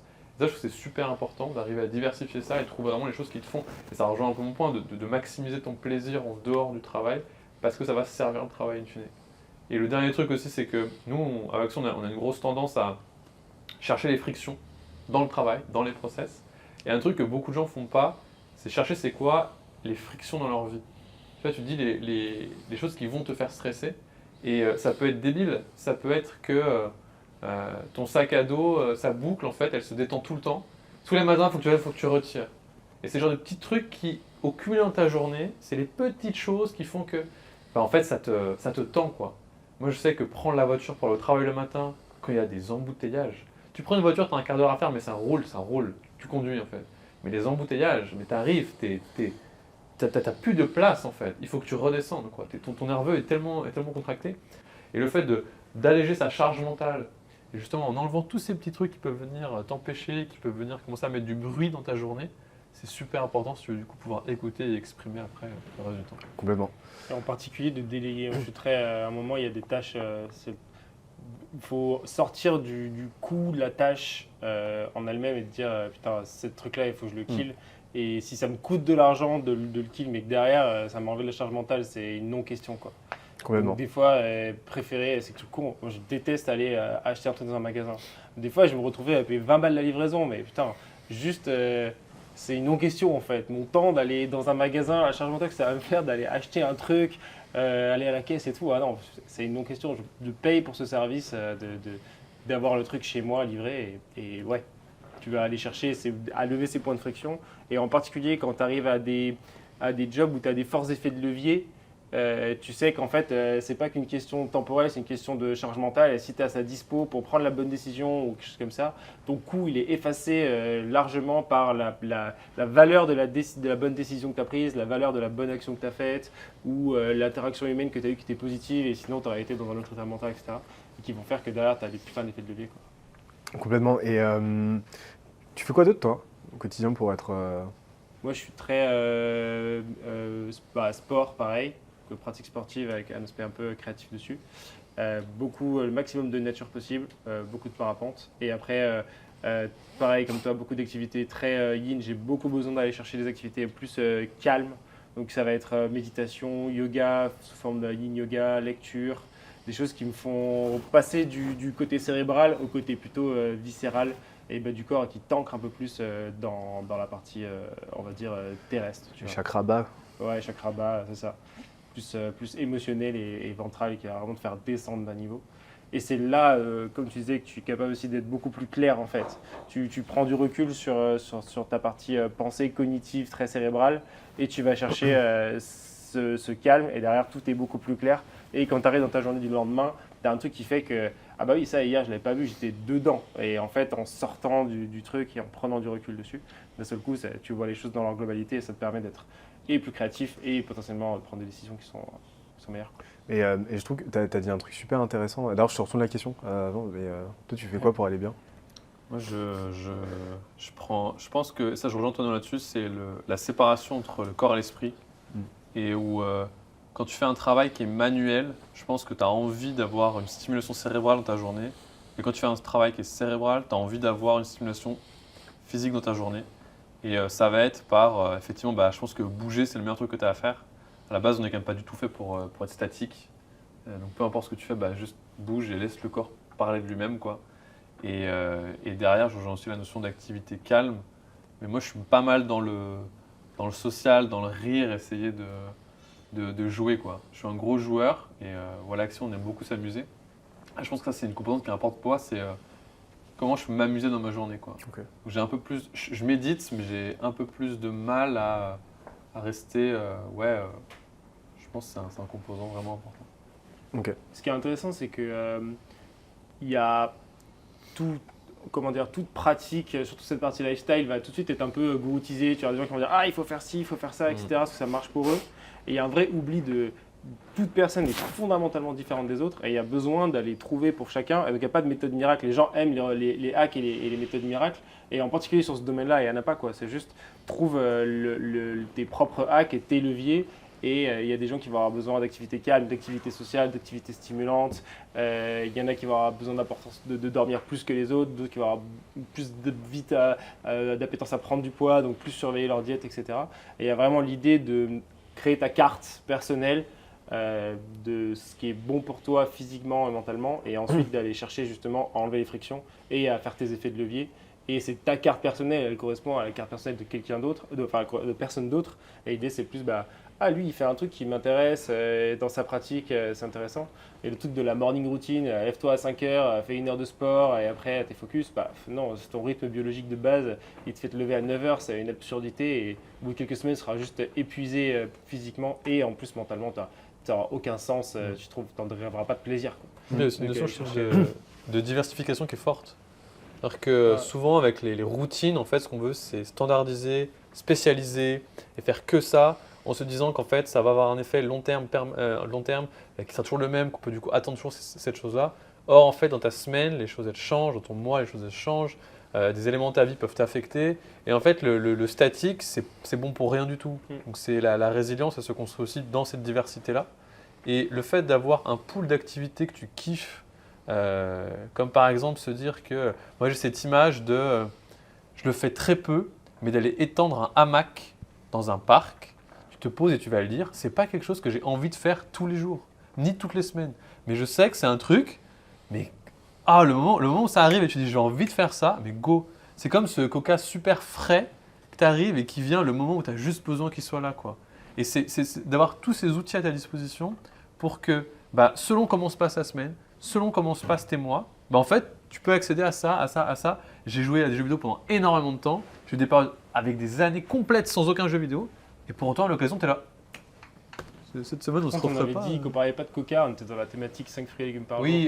Oui. La boisson. Donc, le coca, la plante. Ce plaisir. La coca, la plante. C'est pire. Ou ce plaisir de croquer un brocoli cru du frigo qu'on connaît tous. Essayez de manger un kilo de brocoli cru, pour m'en dire des nouvelles. C'est pas calories négatif les brocolis, ça met plus d'énergie à être mangé et digéré que les calories que ça t'apporte tant qu'aliment. Je sais que c'est le cas des endives. Ça m'étonnerait. Les endives, ouais, mais calories négatives, c'est pas un fantasmagorique. Mais non, en fait, c'est juste que. Oui, je sais, je connais la balance énergétique du truc, voilà. mais j'ai cru comprendre qu'apparemment c'était pas tant. Je sais pas, j'ai entendu ça pour le céleri. Le brocoli, c'est genre 33 calories au 100 grammes, donc c'est un peu beaucoup. T'es Yuka en fait. T'es Yuka en fait. Les Nutri-Score. Le céleri, c'est en code barre là. Le céleri, c'est 18, je crois, un truc du genre. Le concombre, c'est 10. Ah, on a creusé le sujet. Hein. Ouais, ça, mais ça, le concombre, c'est insipide de ouf, c'est de la flotte, tu vois. Après, allez, faut rebondir là. Mais tentez le 1 kg de brocoli. Vous allez bien rire. J'avais une autre question. Parce que tout à l'heure, tu m'avais posé une question. Et en fait, pour moi je pense qu'il y a des grands principes. Midi 15, là, l'hypoglycémie qui commence à taper. Mais pour moi, il y a des grands principes qui vont être psychologiques, physiologiques et même anthropologiques. Tu vois. Grosso modo, on a à peu près tous les mêmes besoins. Notre corps a à peu près tous, on a à peu près tous les mêmes besoins en termes biologiques. On a tous besoin de s'alimenter, on a tous besoin d'avoir un sommeil cohérent, on a tous besoin d'un certain nombre de choses. Nos têtes ont à peu près toutes besoin des mêmes choses. Et en tant que groupe, on a à peu près tous besoin des mêmes choses pour faire société et pour pas dépérir. Une fois qu'on a compris ça, en gros, on a compris beaucoup de choses. Et le reste, par contre, il va être, comment on va l'adapter à nous, pour moi, c'est lié à 3 contextes.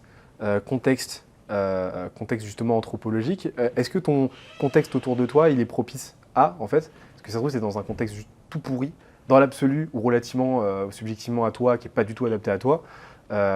Tu as un contexte individuel par rapport à tes propres dispositions et tes propres prédispositions, tu vois. Tu vas pas être sensible, par exemple, à la même bouffe qu'un autre. Tu vas pas digérer les mêmes choses de la même manière qu'un autre. Et pareil, psychologiquement, on a tous un passé différent et tout. Et après, contextuel en termes de temporalité. Tu as des périodes dans ta vie, justement, où tu as un peu plus envie de grind que d'autres. Où là, tu es complètement absorbé par ton taf, tu as envie d'y aller à fond. Et d'autres périodes où tu as un peu plus envie de chill. Donc pour moi, en fait, tout ranger sous le joug de la productivité, grind set, et faut que tu travailles 90 heures par semaine pendant toute ta life, en fait, c'est complètement oublier toute la nuance, toute la subtilité de tout ce qui nous fait en tant qu'individu, tout ce qui nous fait en tant que groupe. Et c'est ça qui me fait me dire que, qui fait que j'arrive pas à prendre ça au sérieux, quoi. C'est complètement oublié. Même la dynamique inverse, travailler 4 heures par semaine, la semaine de 4 heures qui est l'opposé du spectre dans ces trucs un peu sectaires entre guillemets ou extrêmes. Parce que les gens veulent la simplicité, le message est simple, travailler 4 heures par semaine, le message est simple. Pour moi, c'est des archétypes au sein desquels tu vas naviguer. C'est ça. Et en fait, tu n'es pas obligé de te ranger ad vitam aeternam d'un côté ou de l'autre. Ça peut être aussi un seuil, des seuils, des narratifs entre lesquels tu navigues en fonction de ta vie. Tu vois. Je pense que c'est très bien d'avoir un moment dans sa vie où tu as optimisé tellement ta life que tu bosses plus que 2 heures par jour. C'est trop bien, je te le souhaite. Et par contre, c'est bien un moment dans ta vie où là, tu as un gros objectif à court terme, où tu vas te donner 1 an, 2 ans, 3 ans, où tu vas travailler comme un taré, parce que juste là, tu es complètement absorbé par ton truc et que tu as une grosse ambition à l'instant T, tu vois. Pourquoi avoir besoin de tout cloisonner tout le temps et ranger les gens dans des cases? Enfin, en fait, je comprends pourquoi les gens ont besoin de le faire, mais je comprends aussi à quel point c'est débile, quoi. Ouais, c'est ça. Cool. T'as bien traité ce sujet. Vous voulez ajouter quelque chose? Moi, j'ai pas 1 kilo de brocoli cru. Surtout, je rigolais. Ils sont en train d'écouter, tu sais. Et si vous voulez des fun facts sur les animaux, n'hésitez pas à vous abonner. Chaque fois que je viens, je vous lâche un fun fact sur un animal. Allez, ça va revenir souvent alors. C'est terminé pour cette première édition de Dans la piscine. Alors on voulait faire une émission qui était complètement immergée dans la piscine au départ, mais pour des raisons évidentes de prod et au niveau du son, c'était quelque chose qui n'était pas possible, donc on a dû se mettre au-dessus. Et d'ailleurs vous avez peut-être entendu Benoît qui a fait que bouger ses grosses jambes pendant tout le long, qui a fait de la nuisance sonore dans les micros, j'espère que ça ne s'entendra pas trop. Mais voilà, c'était la fin de cette première émission et on fait un petit générique de fin.